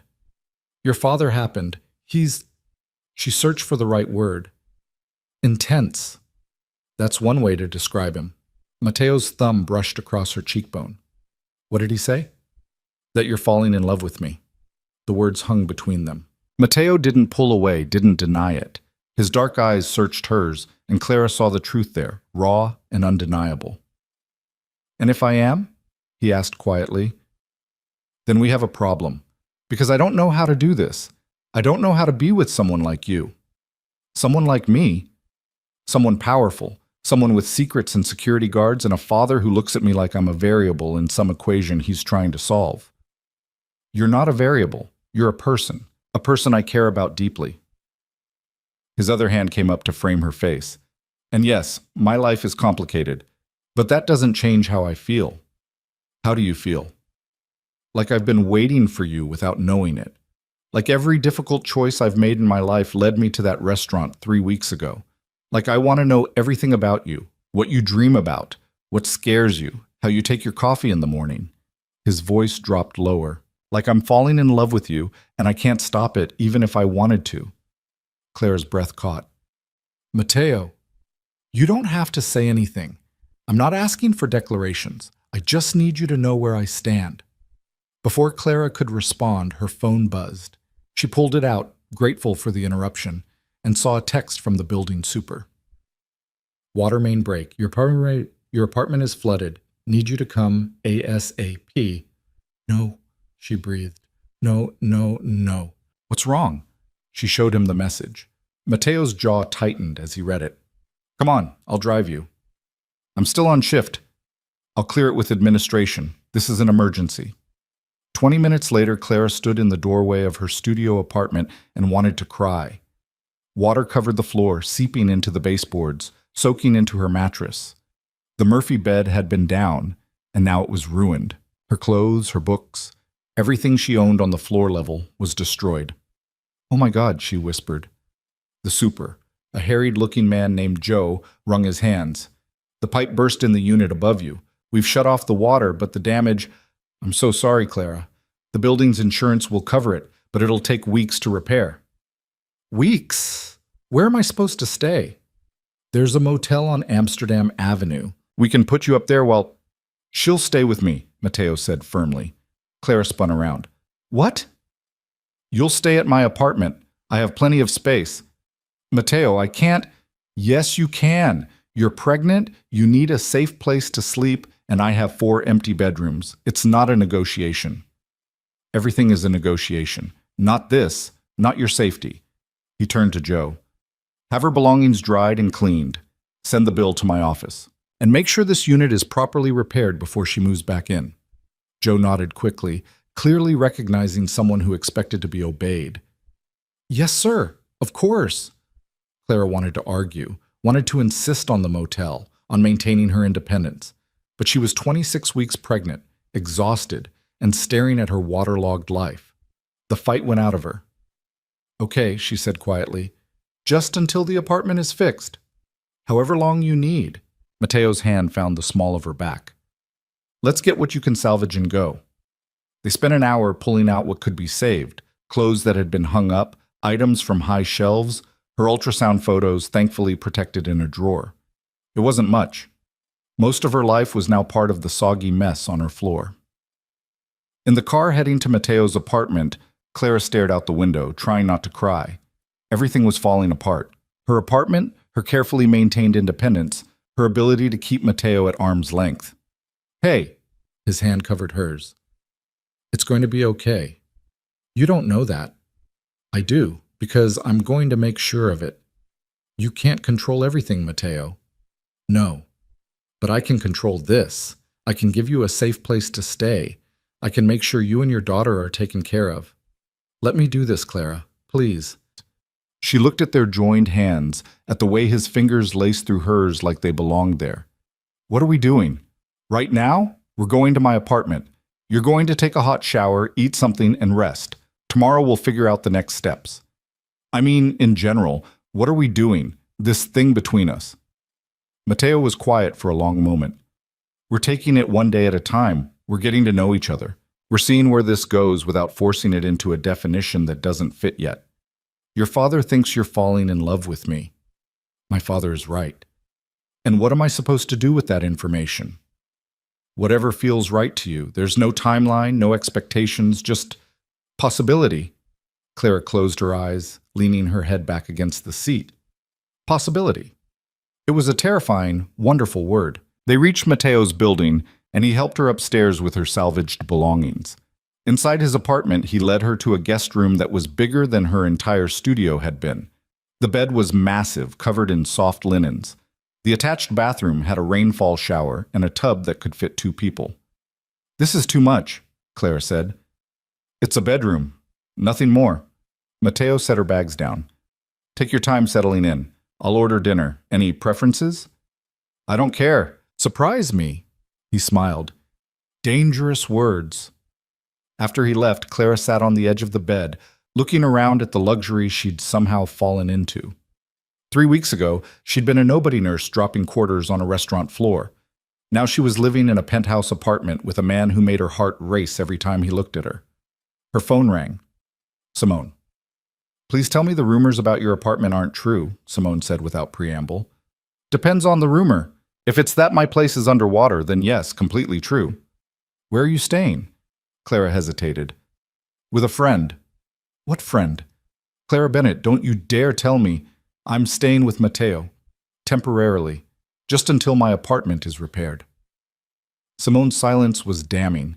When she spoke again, her voice was tight. Do you hear yourself? You're living with a man you barely know. A dangerous man. He's not dangerous. How do you know that? Because he's charming? Because he buys you dinner? Clara, men like that are the most dangerous of all. They make you feel safe right up until you're in too deep to escape. I'm not trapped. I can leave whenever I want. Can you? Really? He's paying for your job transfer. He's giving you a place to live. He's inserting himself into every aspect of your life. That's not kindness, Clara. That's control. The words hit harder because Clara had thought them herself. I appreciate your concern, but I know what I'm doing. Do you? Because from where I'm standing, you're falling for a man who could destroy you. Or he could be exactly what I need. And if you're wrong? Clara looked around the beautiful guest room, thought about Mateo's hands framing her face, his declaration that he was falling in love with her. Then I guess I'll deal with the consequences. I hope you know what you're doing. So do I. After Simone hung up, Clara sat in silence, her friend's warnings echoing in her head. Maybe she was being stupid. Maybe she was letting loneliness and pregnancy hormones cloud her judgment. But when she thought about walking away from Mateo, about going back to her solitary life, something in her chest ached. A knock on the door. Clara? Dinner's here. She found Mateo in the kitchen, unpacking containers of Thai food. The smell made her stomach growl. She hadn't realized how hungry she was. I got a variety, he said, gesturing to the spread. Pad Thai, green curry, spring rolls, mango sticky rice. I wasn't sure what you'd want. This is perfect. Clara sat at the kitchen island, watching as he plated food for both of them. There was something domestic about the scene that made her heart squeeze. Thank you for all of this. You don't have to keep thanking me. Yes, I do. You didn't have to help. You didn't have to offer your home. You chose to, and that means something. Mateo set a plate in front of her, his expression serious. Clara, I need you to understand something. Helping you isn't some burden I'm shouldering out of obligation. It's what I want to do. Taking care of you, making sure you're safe and comfortable. It matters to me. You matter to me. Why? We've only known each other 3 weeks. Time doesn't measure connection. I've known people for years who never meant a fraction of what you already mean to me. He sat beside her, close enough that their knees almost touched. And I know that terrifies you. I know you're used to doing everything alone, but you don't have to anymore. Not if you don't want to. Clara's eyes stung with sudden tears. Damn hormones. I don't know how to accept help. Then learn. With me. We'll figure it out together. They ate in comfortable silence, the city lights twinkling through the windows. Clara found herself relaxing despite everything, the combination of good food and Mateo's steady presence soothing her frayed nerves. Can I ask you something? She said eventually. Always. Your father, what did he say about me? Before today, I mean. Mateo's expression became guarded. What makes you think he said anything? Because he's your father, and I'm a pregnant nurse from Washington Heights who's somehow ended up in his son's life. I can't imagine he's thrilled. My father's opinions are complicated. He respects strength, and he sees that in you. But he also has certain expectations about who I should be with. Someone from an old New York family, someone who comes with business connections and social standing. Yes, but I stopped living my life according to his expectations a long time ago. Mateo's hand covered hers on the counter. My father will come around, and if he doesn't, that's his problem, not ours. Is there an ours? I hope so, but only if you want there to be. Before Clara could answer, her phone rang again. Unknown number. She almost ignored it, but something made her answer. Hello? Clara Bennett? The voice was male, unfamiliar, with a slight accent. Yes. Who is this? A friend. I wanted to give you some advice about Matteo DeLuca. Matteo tensed beside her, clearly hearing the conversation. He reached for the phone, but Clara held up a hand. What advice? She asked. Walk away. Now, while you still can. The DeLuca family isn't what they pretend to be. They're dangerous, and anyone who gets close to them gets hurt. Ask yourself why a man like Matteo would want someone like you. What does he really want? Clara's hand tightened around the phone. I don't know who you are, but I'm someone who's seen what the DeLucas do to people. I'm trying to save you from making a terrible mistake. The line went dead. Clara set down the phone, her heart racing. Matteo's face had gone hard, his eyes dark with something that looked like fury. What did they say? His voice was controlled, but she heard the anger underneath. That I should walk away from you. That your family is dangerous. She met his eyes. Matteo, who was that? I don't know, but I'm going to find out. He pulled out his own phone, typing rapidly. This is exactly why I have security. There are people who would use you to get to me. Use me how? To gain leverage, to send a message, to hurt me by hurting someone I care about. He looked up from his phone, his expression intense. Clara, I need you to take this seriously. From now on, you don't go anywhere alone. You let my driver take you to work. You stay here where security is tight. You're scaring me. Good. You should be scared, because whoever made that call knows about us, knows where to find you, and thought threatening you would accomplish something. Clara stood, backing away from the counter. This is insane. I can't live like this. You don't have a choice. Not anymore. Matteo stood too, moving toward her. The moment people saw us together, the moment I made it clear you mattered to me, you became a target. I'm sorry. I should have warned you, should have been more careful, but we can't undo it now. So what? I'm just supposed to accept that my life is in danger because I had dinner with you? Yes, and I'm supposed to make sure nothing happens to you because of it. Clara felt panic rising in her chest. This was too much. The flooded apartment, the move to Matteo's place, the phone call. It was all crashing down on her at once. I need air. I need to think. You can't leave. I'm not leaving. I'm going to stand by the window and breathe. Is that allowed? Matteo's jaw clenched, but he nodded. Clara walked to the floor-to-ceiling windows, pressing her forehead against the cool glass. Below, the city sprawled in all directions, millions of people living their normal, uncomplicated lives. And here she was, trapped in a penthouse with a man she was falling for, being told she was in danger from enemies she didn't know existed. She felt Matteo approach before she saw him. He stood behind her, close but not touching. I'm sorry, he said quietly. This isn't what I wanted for you. What did you want? To take things slow. To let you get to know me without the weight of my family's baggage. To make you fall for me because of who I am, not what I can provide. His voice was rough with emotion. I wanted to deserve you before asking you to accept all of this. Clara turned to face him. You think you don't deserve me? I know I don't. You're good, Clara. Genuinely good. You spend your life helping people, caring for them, making their pain easier. What do? I manage properties and restaurants built on money my father earned through methods I don't fully understand. I have enemies because of choices I didn't make. I come with danger and complications, and a last name that means something dark in this city. You also knelt on a marble floor to help a stranger. You make sure pregnant women have better working conditions. You visit your father every single day, even though I can tell the relationship is complicated. You're trying to build something legitimate out of a legacy you didn't choose. Clara stepped closer. You're not your family's past, Mateo. You're what comes next. And that person might just deserve me. Something broke in his expression. Before Clara could process it, his hands were in her hair, his forehead pressed against hers. I'm falling in love with you. I know it's too soon, I know it's complicated, but I can't help it. You're everything I didn't know I needed. Mateo, you don't have to say it back.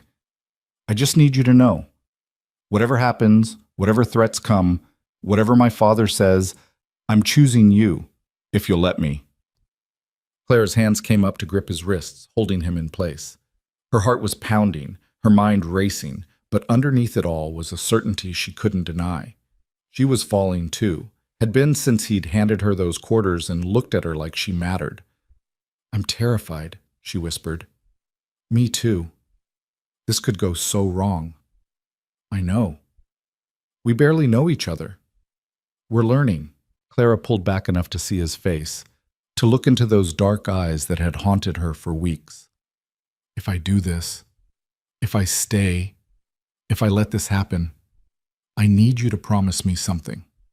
Anything. No more secrets, no more carefully worded half-truths. If I ask you a question, you answer honestly, even if the truth is ugly. Mateo hesitated, and Clara saw the war in his expression, the desire to protect her versus the need to be honest. Finally, he nodded. Okay, no more secrets. But Clara, some truths are going to be hard to hear.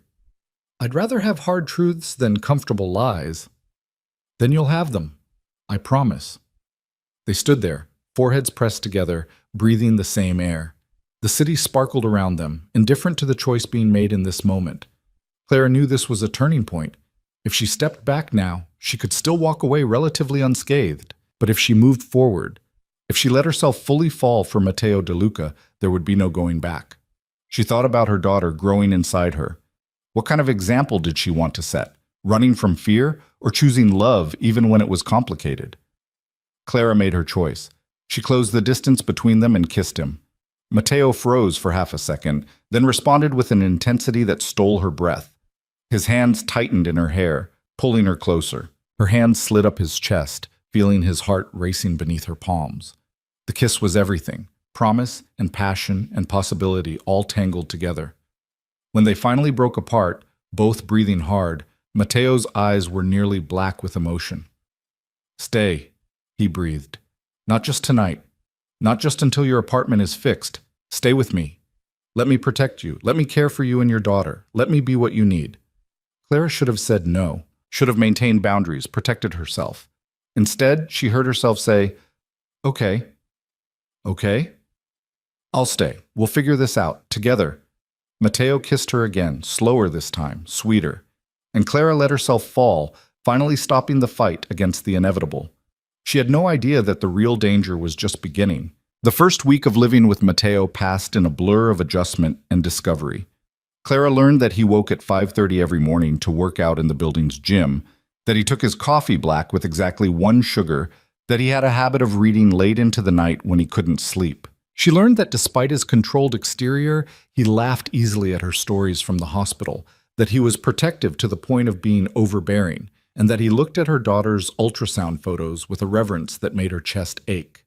Mateo learned that Clara talked to her unborn daughter constantly, narrating her day and making promises about the future. He learned that she cried at commercial for baby products, that she had nightmares about being a bad mother, and that she fiercely guarded her independence even while accepting his help. He learned that when she was stressed, she organized things, and that she'd reorganized his kitchen cabinets 3 times in 5 days. They were learning each other, mapping the contours of a relationship neither of them had planned for. But the threat from the phone call lingered. Mateo had increased security, assigned Clara a permanent driver, and insisted she text him every time she arrived somewhere safely. She'd bristled at first, but the tight set of his jaw when he talked about potential danger convinced her to comply. On the 8th day, everything changed. Clara was supposed to work a half shift at the hospital, finishing at 6. Mateo had a business dinner he couldn't cancel, but he'd arranged for his driver to pick her up and bring her back to the apartment. Simple. Safe. Routine. Except the driver didn't show. Clara waited outside the hospital for 20 minutes, texting the driver with no response. She called Mateo, but his phone went straight to voicemail. He was probably in the middle of his dinner meeting. She considered taking the subway, but the memory of his intensity when discussing her safety stopped her. Instead, she called a car service, figuring Mateo would understand the compromise. The car that pulled up was black and professional-looking. The driver confirmed her name. Clara slid into the back seat, exhausted from her shift and ready to get home. She texted Mateo. Driver was a no-show. Took a car service instead. See you soon. She didn't notice when the car turned the wrong direction until they'd been driving for 10 minutes. Excuse me, Clara leaned forward. This isn't the way to Midtown. The driver didn't respond. The locks clicked, all 4 doors engaging simultaneously. Clara's heart started to pound. Stop the car, let me out. Can't do that, Miss Bennett. Got orders. From who? Stop this car right now or I'm calling the police. She reached for her phone, but the driver was faster. He pulled over abruptly, and before Clara could process what was happening, the back door opened. A man slid in beside her, tall, muscular, with cold eyes that assessed her clinically. Phone, he said, holding out his hand. No, let me out of this car. The man sighed, then moved with brutal efficiency. He grabbed her wrist, twisted until she gasped in pain, and took the phone from her other hand. We can do this easy or hard, Miss Bennett. Your choice. Clara's mind raced. She was pregnant, trapped in a car with 2 men, and no one knew where she was. Mateo wouldn't get her text. They had her phone. Panic clawed at her throat, but she forced it down. Panic wouldn't help her daughter. What do you want? She asked, trying to keep her voice steady. Not me. My employer. He wants to send a message to Mateo DeLuca. I have nothing to do with Mateo's business. You have everything to do with it. You're his weakness, and weaknesses get exploited. The car started moving again. Clara looked out the window, trying to memorize landmarks, street signs, anything that might help. They were heading toward the waterfront, away from the city center, away from people who might help. Where are you taking me? Somewhere quiet. Somewhere we can wait for Mr. DeLuca to get our message. Clara's hand moved to her stomach, a protective gesture she couldn't control. The man noticed and smiled, a cold expression that made her skin crawl. Don't worry, boss said not to hurt you. You're worth more intact. He pulled out her phone, scrolling through it. Let's see. Last text to Mateo says you took a car service. He'll think you're safe at home until he arrives and finds you missing. That gives us a few hours. He'll find me. Probably. That's the point. But first, he'll sweat. He'll imagine all the things we could be doing to you. He'll understand what it feels like to lose something that matters. Who are you? What does Mateo have that you want? Territory, respect. What his family took from ours 3 decades ago. The man leaned back, getting comfortable. The DeLucas think they own this city. Time to remind them they don't. The car drove for another 30 minutes. Clara tried to stay calm, tried to think of ways to escape. But she was one pregnant woman against 2 armed men. She'd seen the gun on the driver's hip when he turned. Fighting would only get her hurt, possibly killed. Her daughter kicked, a flutter of movement that reminded Clara she wasn't just protecting herself. So she waited, watched, planned. They pulled up to a warehouse near the water, isolated and dark. The man grabbed her arm, not gentle, but not violent either, and led her inside. The space was cavernous, filled with shipping containers and industrial equipment. In the center, someone had set up a single chair and a camera on a tripod. Sit, the man ordered. Clara sat, her mind still racing. The camera meant they planned to record something, probably to send to Mateo. A ransom demand? A threat?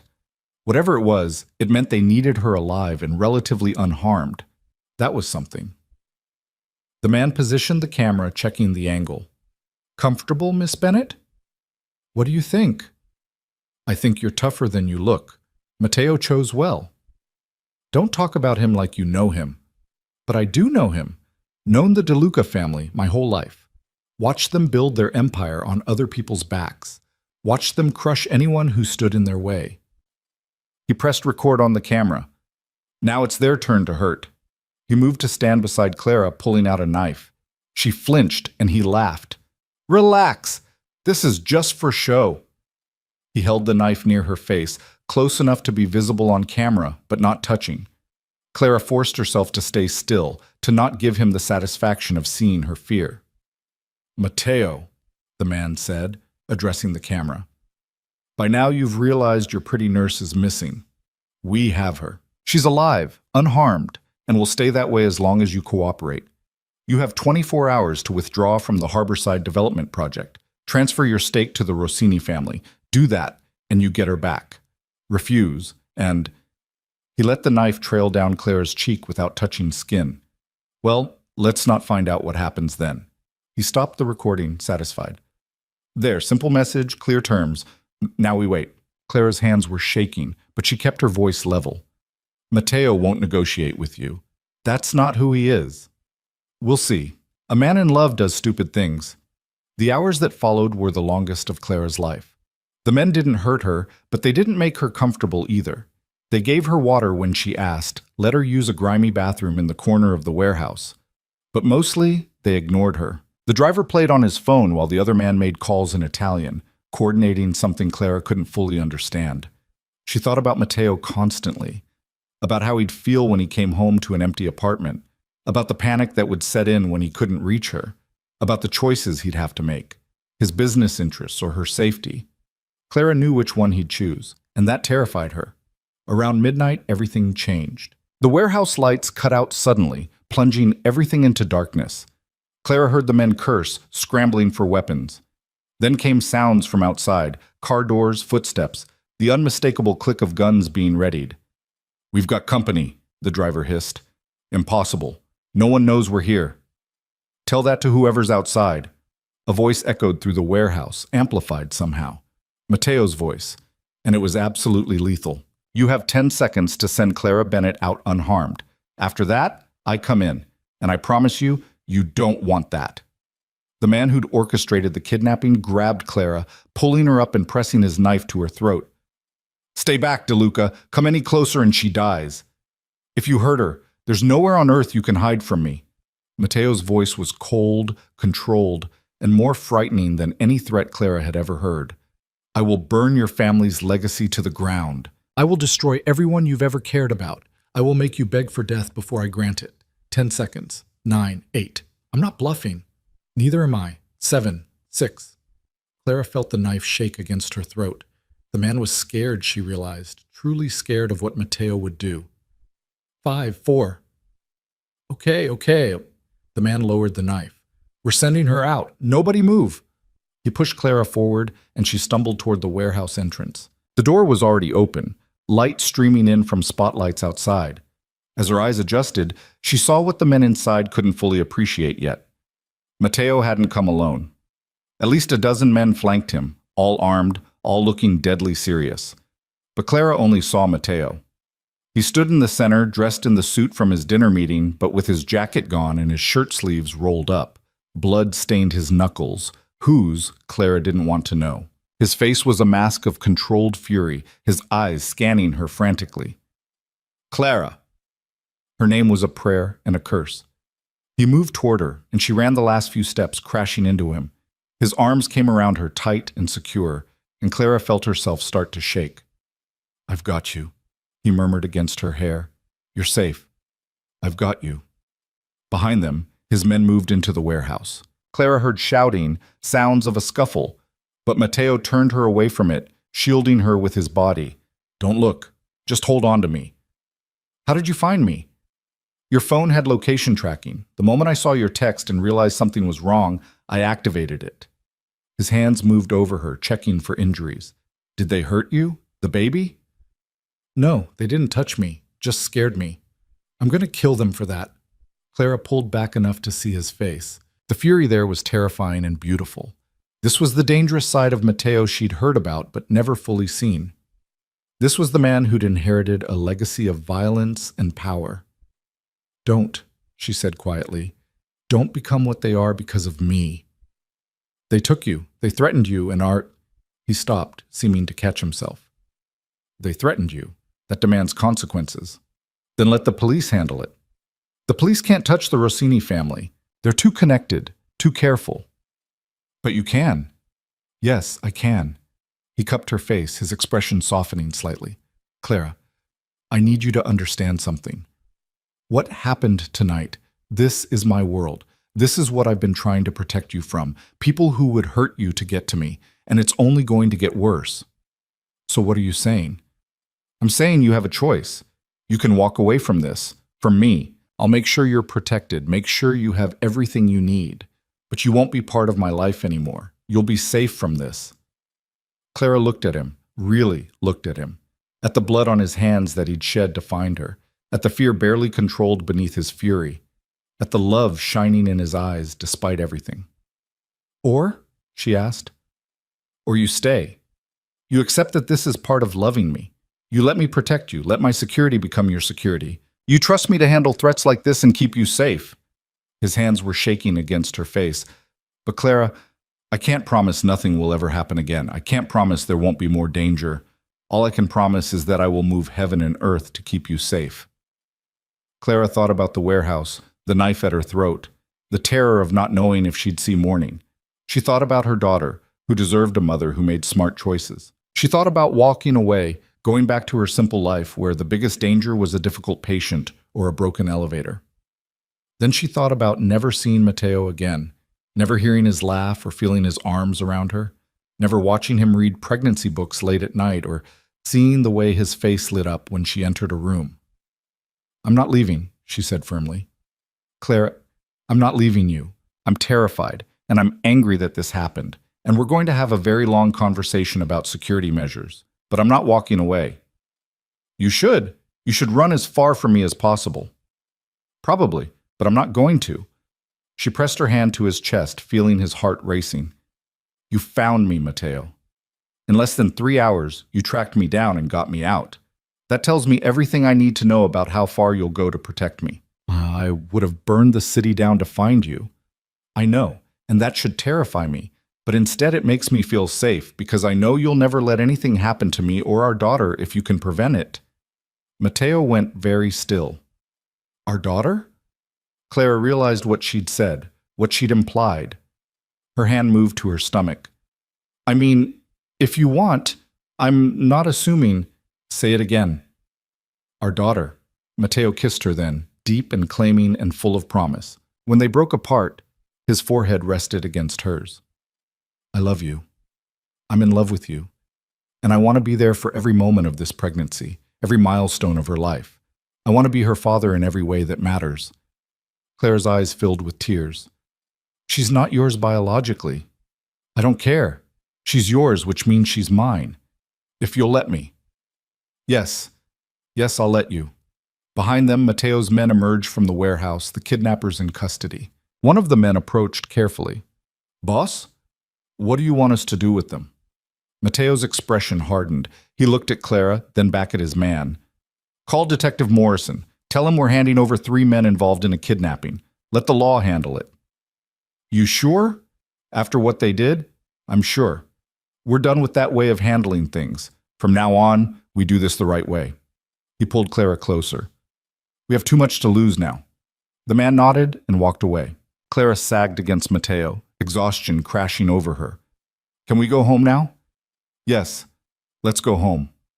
He led her to his car, helping her into the back seat before sliding in beside her. As they pulled away from the warehouse, Clara watched the scene recede in the mirrors. Police cars arriving, the kidnappers being loaded into vehicles. The evidence of Mateo's power and reach on full display. How did you know? She asked quietly. How did you know something was wrong so quickly? Because I know you. You would have called if the driver didn't show, not just texted, and the wording was off. You said, see you soon, but you always say see you later. Small things, but they added up. His arm tightened around her. I've been studying you, Clara, learning everything about you, so when something feels wrong, I notice. That should probably creep me out. But it doesn't? No. It makes me feel seen. Like I matter enough for you to pay attention. You matter more than anything. They rode the rest of the way in silence. When they reached Mateo's building, he carried Clara to the elevator despite her protests, not setting her down until they were inside the apartment. Then he led her to the bathroom and started running a bath. You don't have to. Let me take care of you, please. Clara nodded, too tired to argue. She let him help her undress, let him guide her into the warm water. He knelt beside the tub, washing her hair with gentle hands, rinsing away the fear and grime of the warehouse. I was so scared, Clara admitted quietly. Not for me, but for her, for our daughter. What if something had happened to her because of me? Nothing happened. You're both safe. This time. But what about next time? There won't be a next time. I'm implementing new security protocols. You'll have a dedicated security team, not just a driver. The apartment will have additional measures. And I'm making it very clear to every family in this city that you're under my protection. Won't that just paint a bigger target on my back? No. It'll make you too costly to touch. The Rossinis grabbed you because they thought they could get away with it. After tonight, everyone will know that touching you means war with the DeLuca family, and no one wants that war. Clara closed her eyes, letting his words sink in. This was her life now. Security details and territorial warnings and the weight of a powerful name. She'd chosen it, chosen him. But the reality was still overwhelming. Mateo? Yes? What did you mean earlier when you said it's only going to get worse? His hands paused in her hair. My father is retiring. He's been planning it for months, but tonight accelerated the timeline. He's officially naming me head of the DeLuca family next week. What does that mean? It means I'll control all family business. All decisions will go through me. I'll be responsible for every operation, every alliance, every enemy we have. He resumed washing her hair, his touch still gentle. It means I'll have more power, but also more responsibility. More people will challenge me, test me, try to find weaknesses. And I'm a weakness. You're my strength. But yes, people will see you as leverage, which is why the security is necessary. Clara opened her eyes, looking at him. Are you sure you want this? A pregnant girlfriend who comes with complications? I'm sure I want you. Everything else is just logistics. He helped her out of the tub, wrapping her in a towel. Clara, I know this isn't the life you planned, but it's the life we can build together. You, me, and our daughter. Our daughter, Clara repeated softly. I like the sound of that. So do I. He carried her to bed, tucking her under the covers. Clara expected him to leave, to give her space, but instead he climbed in beside her, pulling her against his chest. Sleep, he murmured. I'll keep watch. You need to sleep too. I will, eventually. Right now I need to hold you and know you're safe. Clara burrowed into his warmth, feeling the steady beat of his heart beneath her ear. Despite everything that had happened, she felt safe here, protected, loved. Mateo? Thank you for finding me, for coming for me. Always. No matter what, I will always come for you. She believed him, and as she drifted off to sleep, Clara made a decision. She was done being afraid, done letting other people's violence dictate her choices. If she was going to be with Mateo, if she was going to let him be a father to her daughter, then she needed to fully embrace what that meant. She needed to become strong enough to stand beside him, not behind him, not hidden away, but beside him as an equal partner. Tomorrow she'd start asking the questions she'd been avoiding, about his business, his family, the parts of his life he'd kept carefully hidden. Tomorrow she'd demand full transparency, the complete truth about what being with Mateo DeLuca really meant. But tonight, she'd rest in his arms and let herself be grateful for the fierce, complicated, dangerous man who'd moved heaven and earth to bring her home. Clara woke to find Mateo exactly where he'd been when she fell asleep, wrapped around her, his breathing deep and steady against her neck. Dawn light filtered through the windows, painting the bedroom in soft gold. For a moment, she let herself just exist in this peace, knowing the conversations ahead would be anything but peaceful. She shifted slightly, and Mateo's arms tightened reflexively before his eyes opened. The fear that flashed across his face when he didn't immediately see her made Clara's chest ache. "I'm here," she whispered. "I'm right here." His hand moved to her face, tracing her features like he needed to confirm she was real. "How are you feeling?" "Sore. Tired. But okay." She caught his hand, pressing a kiss to his bruised knuckles. "We need to talk." "I know. Really talk. No more carefully edited truths. I need to understand everything." Matteo was quiet for a long moment, then nodded. "Okay, but not here. Come with me." He led her to his study, a room Clara had never entered before. The walls were lined with books, the desk massive and imposing. He gestured to a leather couch, then moved to a safe hidden behind a painting. From it, he pulled a thick folder. "This is everything," he said, settling beside her. "Financial records, business holdings, the complete truth about what my family built and what I'm trying to transform it into." Clara took the folder, opening it with trembling hands.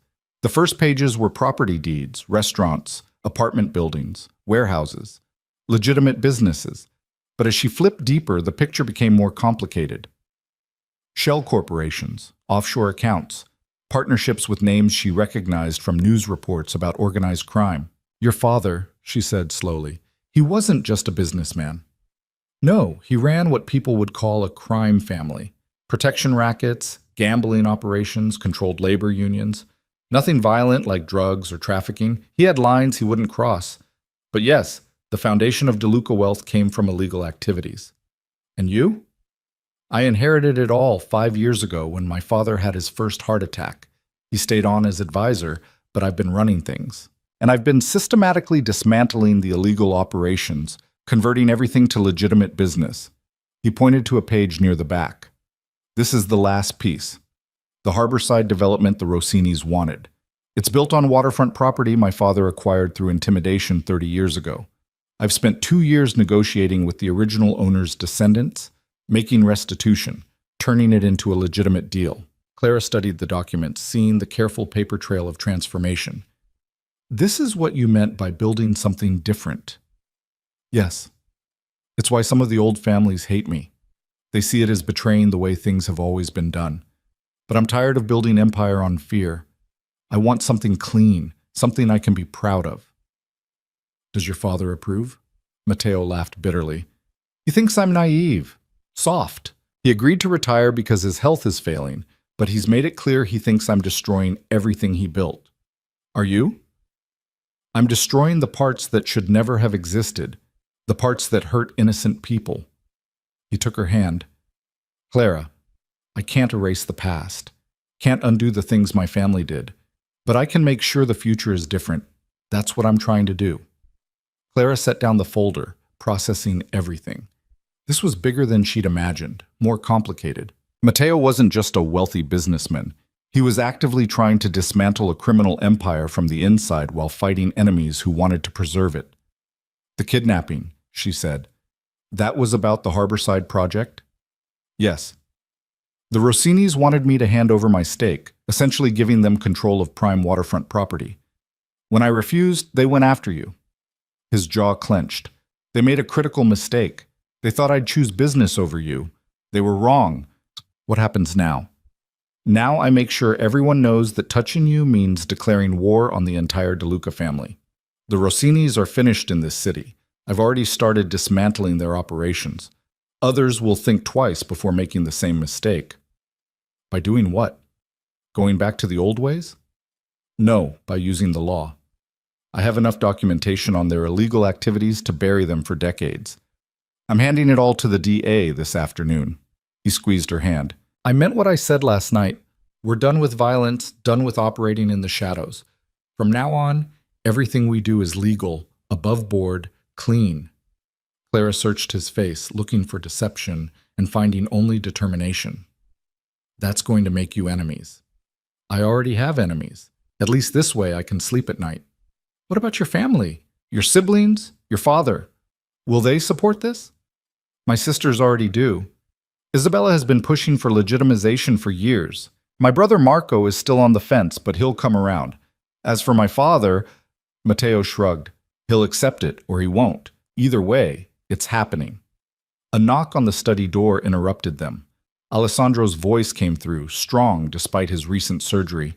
Matteo, I know you're in there. We need to talk. Matteo and Clara exchanged glances. Come in, Papa. Alessandro entered, leaning on a cane but moving steadily. His eyes went immediately to Clara, assessing her with that sharp intelligence she'd come to recognize. Miss Bennett, I heard about last night. Are you unharmed? Yes, sir. Thank you. Good. Because we have a serious problem. He settled into a chair across from them, his expression grave. The Rossini's grab was sloppy, desperate, but it exposed a vulnerability we can't ignore. As long as Clara is just your girlfriend, just someone you're involved with, she's a target. People will always see her as leverage. I'm handling the security unbushed. Security isn't enough. You need to make a statement, a declaration that she's not just some woman you're sleeping with. She's family, untouchable. Clara felt her stomach drop. She knew where this was going. Matteo's hand tightened on hers. What are you suggesting? You know exactly what I'm suggesting. Marry her. Make her a DeLuca in every legal and social sense. Then touching her isn't just an attack on your girlfriend, it's an attack on the family itself. The consequences become exponentially worse. Papa, we've been together for less than 2 months, and you're already calling her baby yours. You've already moved her into your home. You've already made it clear she matters more than business deals. Stop pretending this is casual, Matteo. You love her, so make it official. Clara found her voice. Mr. DeLuca, I appreciate what you're trying to do, but marriage for security reasons is not just security, strategy, protection, and from what I can see, genuine affection. Alessandro's eyes softened slightly. My son has never looked at anyone the way he looks at you. I've watched him with women who came from the right families, had the right connections, and he was always dutiful, polite. With you, he's alive.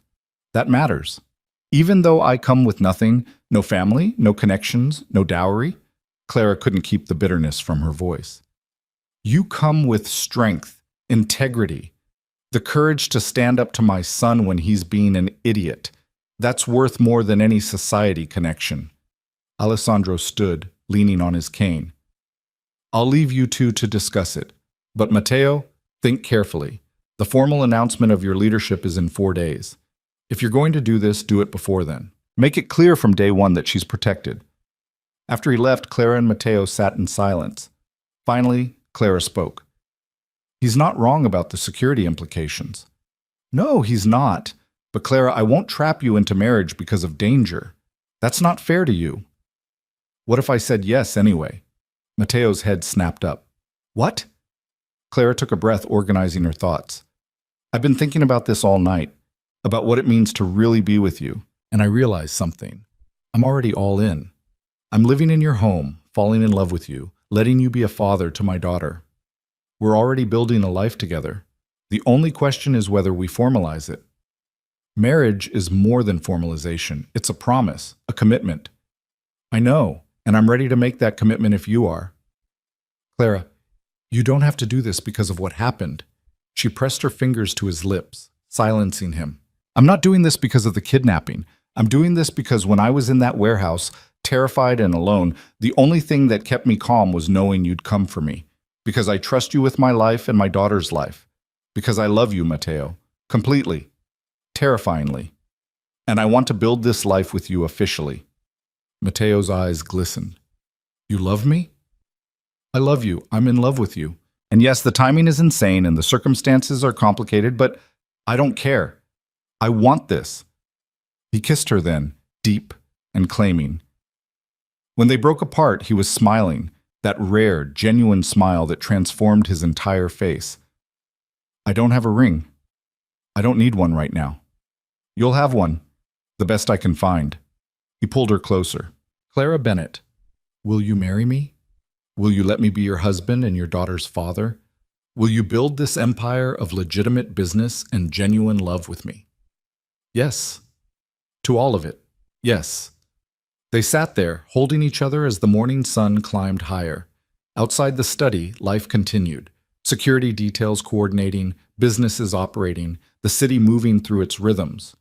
But in this moment, Clara felt something shift. This wasn't just about survival anymore. This was about choosing love despite danger, about building something beautiful out of complicated circumstances. "We should tell your family," Clara said eventually, "before your father announces it to everyone in Manhattan." Matteo laughed. "Too late. He's probably already on the phone with my mother." He was right. By the time they emerged from the study, Matteo's phone was flooded with messages from his siblings. Isabella had sent 17 texts, the last one reading, "About time. I'm planning the wedding. No arguments." "Your sister is intense," Clara observed. "You have no idea. She once planned a restaurant opening in 72 hours when our contractor bailed. A wedding will be her masterpiece." Should I be worried? Terrified. But she'll make it beautiful. Over the next few days, Clara's life transformed at dizzying speed. Isabella descended on the apartment like a force of nature, bringing fabric swatches and venue options and a determination to create the perfect wedding in under 2 weeks. Matteo's mother, Elena, arrived from her home in Connecticut, a small, elegant woman who took one look at Clara and pulled her into a fierce hug. "Thank you," Elena whispered. "Thank you for bringing my son back to life." Marco, Matteo's brother, was more reserved, but Clara caught him watching her with something like approval when she stood up to Isabella about the floral arrangements. The youngest sister, Lucia, simply declared Clara her new favorite person and proceeded to share every embarrassing Matteo story from their childhood. Through it all, Matteo stayed close. He attended dress fittings, weighed in on menu choices, and kept one hand on Clara's back whenever they were in public. The message was clear. She was his, and he was claiming her for everyone to see. 3 days before the wedding, Alessandro was released from the hospital. Clara was there for his final checkup, and he pulled her aside as Matteo handled discharge paperwork. "You're good for him," Alessandro said without preamble. "Better than I expected. High praise from you, I think. Don't let it go to your head. But yes, I approve. You don't cower, don't gold dig, don't manipulate. You just love him. That's rare in our world. I do love him, even when he's being overprotective and stubborn." Alessandro smiled. "Those are DeLuca traits. You'll learn to work around them." His expression grew serious. "The leadership announcement is tomorrow. There will be challenges, people testing Matteo, seeing if he's strong enough to lead. Stay close to him. Let him know you're there. Always." "Good. And Clara? Welcome to the family, officially." The leadership ceremony was held in a private room at Lucia's, the restaurant where Clara had first met Matteo. The symbolism wasn't lost on anyone. Representatives from New York's major families attended, along with business partners and city officials. Clara wore a navy dress that accommodated her growing belly, and Matteo kept her hand in his throughout the entire event. Alessandro stood at the front of the room, his voice strong despite his recent health crisis. 40 years ago, I took over the DeLuca family from my father. We've survived wars, economic crashes, and countless challenges. Now it's time to pass the torch to the next generation." He gestured to Matteo. "My son has a different vision than I did. He wants to build an empire on legitimate business, on honest dealings, on being a force for good in this city, rather than fear. I don't fully understand it, but I respect it, and I believe he has the strength to see it through." Matteo stepped forward, and Clara felt her heart swell with pride. He looked commanding in his dark suit, every inch the leader he was born to be. "Thank you, Papa, and thank you all for being here," Matteo's voice carried through the room. "I know some of you have concerns about the direction I'm taking the family. You've heard rumors that I'm dismantling the old ways, that I'm weak, that I'm naive. Let me be clear, I'm none of those things. I'm strategic. I'm playing a long game that ensures the DeLuca name means something positive for generations to come." He pulled Clara forward, wrapping an arm around her waist. "This is Clara Bennett. In 2 days, she'll be my wife. She's carrying my daughter, and she represents everything I'm building toward, a future based on love and family and legitimate success. Anyone who threatens her, threatens our child, threatens our future, will face consequences they can't imagine. Not because I'll resort to the old ways, but because I have resources and determination they can't match." The room was silent. Clara felt dozens of eyes on her, assessing, judging. She lifted her chin and met their gazes steadily. She'd faced down kidnappers. She could handle scrutiny. "The DeLuca family is evolving," Matteo continued. "We're keeping our strength while shedding our shame. We're building businesses that make this city better, and we're doing it the right way. If you can't support that vision, you know where the door is. No one moved toward the door. Alessandro started applauding, and slowly the room joined in. It wasn't universal enthusiasm. Clara saw some skeptical expressions, some crossed arms. But it was acceptance. Matteo had claimed his position, and they were acknowledging it. Later, as the event wound down, Isabella pulled Clara aside. You were perfect up there. Didn't flinch? Didn't look scared? That's exactly what this family needs. I was terrified. Good terror, the kind that makes you stronger. Isabella squeezed her hand. Now, let's get you home. We have a wedding to finish planning, and you need rest. The wedding day arrived faster than Clara expected. She woke in the guest room. Matteo had insisted on the tradition of not seeing each other before the ceremony, to find Elena and Isabella already setting up a hair and makeup station. We're doing this here? Clara asked groggily. We're not letting you out of our sight, Elena said firmly. After what happened, we're taking no chances. Clara submitted to their ministrations, letting them fuss over her hair and makeup. The dress Isabella had chosen was simple but elegant, cream silk that draped over her pregnant belly beautifully, with delicate lace sleeves. When she looked in the mirror, Clara barely recognized herself. I look like a bride, like someone about to marry the love of her life. Isabella handed her a bouquet of white roses. Ready? Was she? Clara thought about everything that had led to this moment. The broken purse, the scattered quarters, the man who'd knelt on marble floors to help her. She thought about warehouse threats and hospital conversations, and the slow, inevitable fall into love with someone completely unexpected. Yes, she said, I'm ready. The ceremony was intimate, held in Matteo's apartment with floor-to-ceiling windows overlooking the city. Only immediate family attended, Alessandro and Elena, Matteo's siblings, Simone, who'd flown back from her vacation to be there. The officiant was a judge Alessandro knew, someone who'd agreed to perform a rush ceremony. But when Clara stepped into the living room and saw Matteo waiting for her, nothing else mattered. He wore a charcoal suit that emphasized his broad shoulders, his dark hair styled perfectly, but it was his expression that stopped her breath. Pure, unfiltered love mixed with awe. She walked toward him without music or fanfare, just putting one foot in front of the other until she reached his side.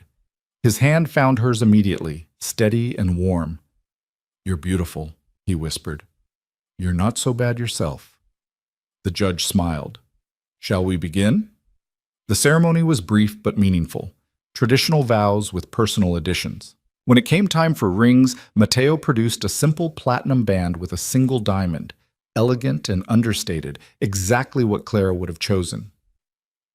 With this ring, Matteo said, his voice rough with emotion, I promise to protect you, cherish you, and stand beside you through whatever comes. You and our daughter are my family, my future, my everything. Clara's hands shook as she slipped a platinum band onto his finger. With this ring, I promise to love you, challenge you, and build this life with you.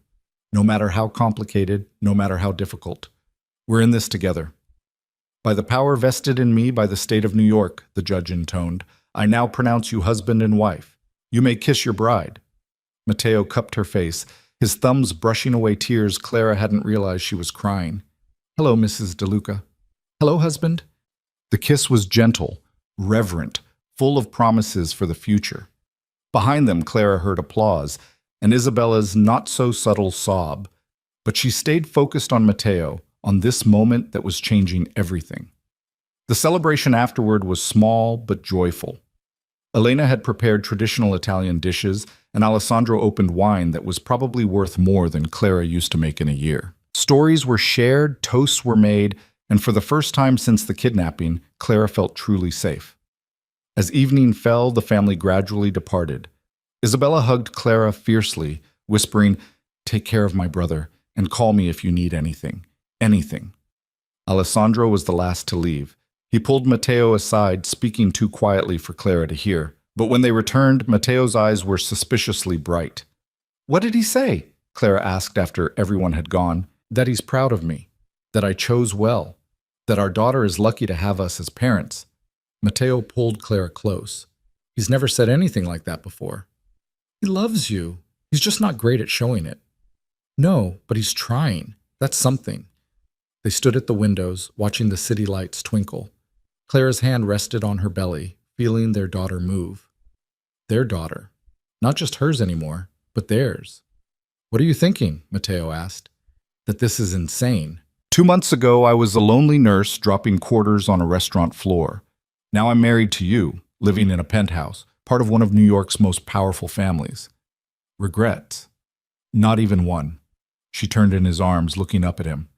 This isn't how I planned my life, but it's so much better than anything I could have imagined. Even with the danger, the complications, even with all of it, because I have you, and that makes everything else manageable. Matteo kissed her forehead, her cheeks, her lips. I love you, Clara De Luca. I love you too. The weeks that followed settled into a new rhythm. Clara continued working at the hospital, though now with a full security detail that made her colleagues stare. Matteo threw himself into legitimizing the last of the family businesses, working 18-hour days to ensure everything was above board before their daughter arrived. Clara's apartment was repaired, but she never moved back. They sold her furniture, donated her books, and officially made Matteo's penthouse their home. She added her touches gradually, photos on the mantel, plants in the corners, a rocking chair in what would become the nursery. At 32 weeks, Clara's doctor ordered modified bed rest. Matteo immediately cleared his schedule, working from home to stay close. He brought her meals, read pregnancy books aloud, and talked to their daughter through Clara's belly. I can't wait to meet you, he whispered one night, his hand spread across Clara's stomach. I'm going to teach you everything. How to stand up for yourself, how to demand respect, how to build something meaningful. You're going to be so strong, so loved. She already is, Clara said softly. Look at the family waiting for her. Your sisters call every day asking if I've gone into labor yet. Your mother is knitting blankets. Even your father stopped by with a children's book yesterday. He did? In Italian. Said every De Luca should know their heritage. Matteo laughed, the sound full of joy. She's going to be so spoiled. Completely. And so protected. Always. No one will ever hurt her. I promise you that. Clara believed him. She'd seen what Matteo was capable of when protecting the people he loved. Their daughter would grow up safe, surrounded by family, with opportunities Clara had only dreamed of. At 37 weeks, labor started in the middle of the night. Clara woke Matteo with a gentle shake, staying calm despite the contractions. It's time. He was on his feet instantly, already pulling on clothes and calling the hospital. Within 15 minutes, they were in the car, security escort trailing them. Matteo held Clara's hand the entire way, breathing through contractions with her. You've got this, he murmured. You're the strongest person I know. Our girl is so lucky to have you as her mother. The delivery was long and difficult. 14 hours of labor, with Matteo never leaving Clara's side. He held her hand, wiped her forehead, whispered encouragement when she was certain she couldn't continue. You can do this, he said firmly. You're Clara De Luca. You've survived everything life threw at you. This is just one more challenge. Easy for you to say, you're not pushing a human out of your body. True. But I'm here. I'm not going anywhere, and in a few minutes, we get to meet our daughter. Those words gave Clara strength. One more push, then another, and then, finally, the most beautiful sound in the world, a baby's cry. She's here, the doctor announced. It's a girl. They placed the baby on Clara's chest, all pink skin and dark hair and tiny fists. Clara looked down at her daughter, their daughter, and felt her heart expand impossibly. Hi, baby girl, she whispered. We've been waiting for you. Matteo's hand stroked the baby's head, his expression one of absolute wonder. She's perfect. You're both perfect. The nurses took the baby to clean and weigh her, returning her wrapped in a soft blanket. 8 pounds, 2 ounces, 20 inches long, healthy and beautiful and absolutely theirs. Have you chosen a name? The nurse asked. Clara looked at Matteo. They discussed options but never settled on anything definite. Now, looking at their daughter, Clara knew exactly what felt right. Sofia, she said. Sofia Elena De Luca. Matteo's eyes filled with tears. Sofia for his grandmother, Elena for his mother. It's perfect. The family descended over the next few hours. Isabella arrived with balloons and flowers, already taking photos for what she declared would be the world's most beautiful baby book. Elena cried and held her granddaughter with shaking hands. Marco presented them with a ridiculously expensive stroller, claiming it was the safest model available. Alessandro came last, moving slowly with his cane. He looked at Sofia for a long moment, then at Clara and Matteo. "She has your mother's eyes," he told Matteo, "and Clara's strength in her chin." He touched Sofia's tiny hand with one finger. "Welcome to the family, little one. You're going to do great things." As evening fell and the visitors departed, Clara found herself alone with Matteo and Sofia. The baby was asleep in her bassinet, and Matteo sat beside Clara's bed, just watching them both. "What are you thinking?" Clara asked. "That my life started the night I picked up quarters off a restaurant floor. Everything before that was just preparation for this moment." "That's very poetic for someone who's been awake for 36 hours. "I'm serious. You changed everything, Clara. You made me want to be better, to build something worth passing on to her." He gestured to Sofia. "This is our legacy. Not buildings or businesses, but her. The family we're creating." Clara reached for his hand. "I love you. For everything you are and everything you're becoming. I love you too. Both of you. My girls." 3 months later, Clara stood in the living room of their penthouse, holding Sofia while Matteo finished a business call. Through the windows, Manhattan stretched out in all directions, the city where she'd been alone and struggling, where she'd dropped her purse and met the man who'd change everything. Sofia made a small sound, and Clara looked down at her daughter. Those dark eyes, so like Matteo's, stared up at her with perfect trust. This tiny human who'd brought them together, who'd given them purpose beyond themselves.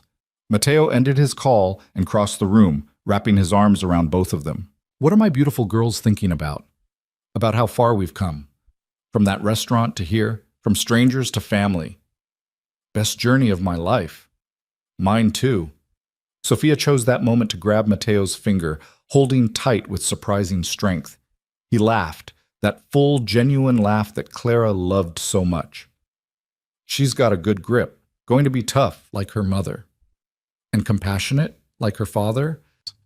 They stood there as the sun set over the city, 3 people who'd found each other against all odds. The journey had been complicated, dangerous, and absolutely worth it. Clara had come to New York alone, carrying a baby she thought she'd raise by herself. She'd been broken and exhausted, gathering scattered quarters off a marble floor. Now she stood in a penthouse overlooking the city, married to a man who'd moved heaven and earth to protect her, holding a daughter who would grow up surrounded by love and family and endless possibilities. She'd thought she was invisible that night in the restaurant, just another struggling person in a city full of them. But Matteo had seen her, had chosen to help, had fallen in love with her strength, and in return, Clara had helped him become the man he'd always wanted to be. Not the heir to a dangerous legacy, but a leader building something legitimate, a husband, a father, a man choosing love over power. "Thank you," Clara said quietly. "For what?" "For kneeling on that floor, for seeing me when I felt invisible, for choosing us." Matteo kissed her temple, his arms tightening around his family. "Thank you for letting me, for staying when you had every reason to run, for building this life with me." Sofia yawned, completely unconcerned with the profound moment her parents were sharing. Clara laughed, the sound full of joy. This was her life now. Not perfect, not simple, but utterly complete. And it all started with scattered quarters on a marble floor and a man who'd knelt down to help a stranger. Sometimes, Clara thought as she watched the city lights begin to sparkle, the best love stories begin in the most unexpected moments. When you're at your lowest, when you think you're invisible, when all you can do is gather the broken pieces of your life.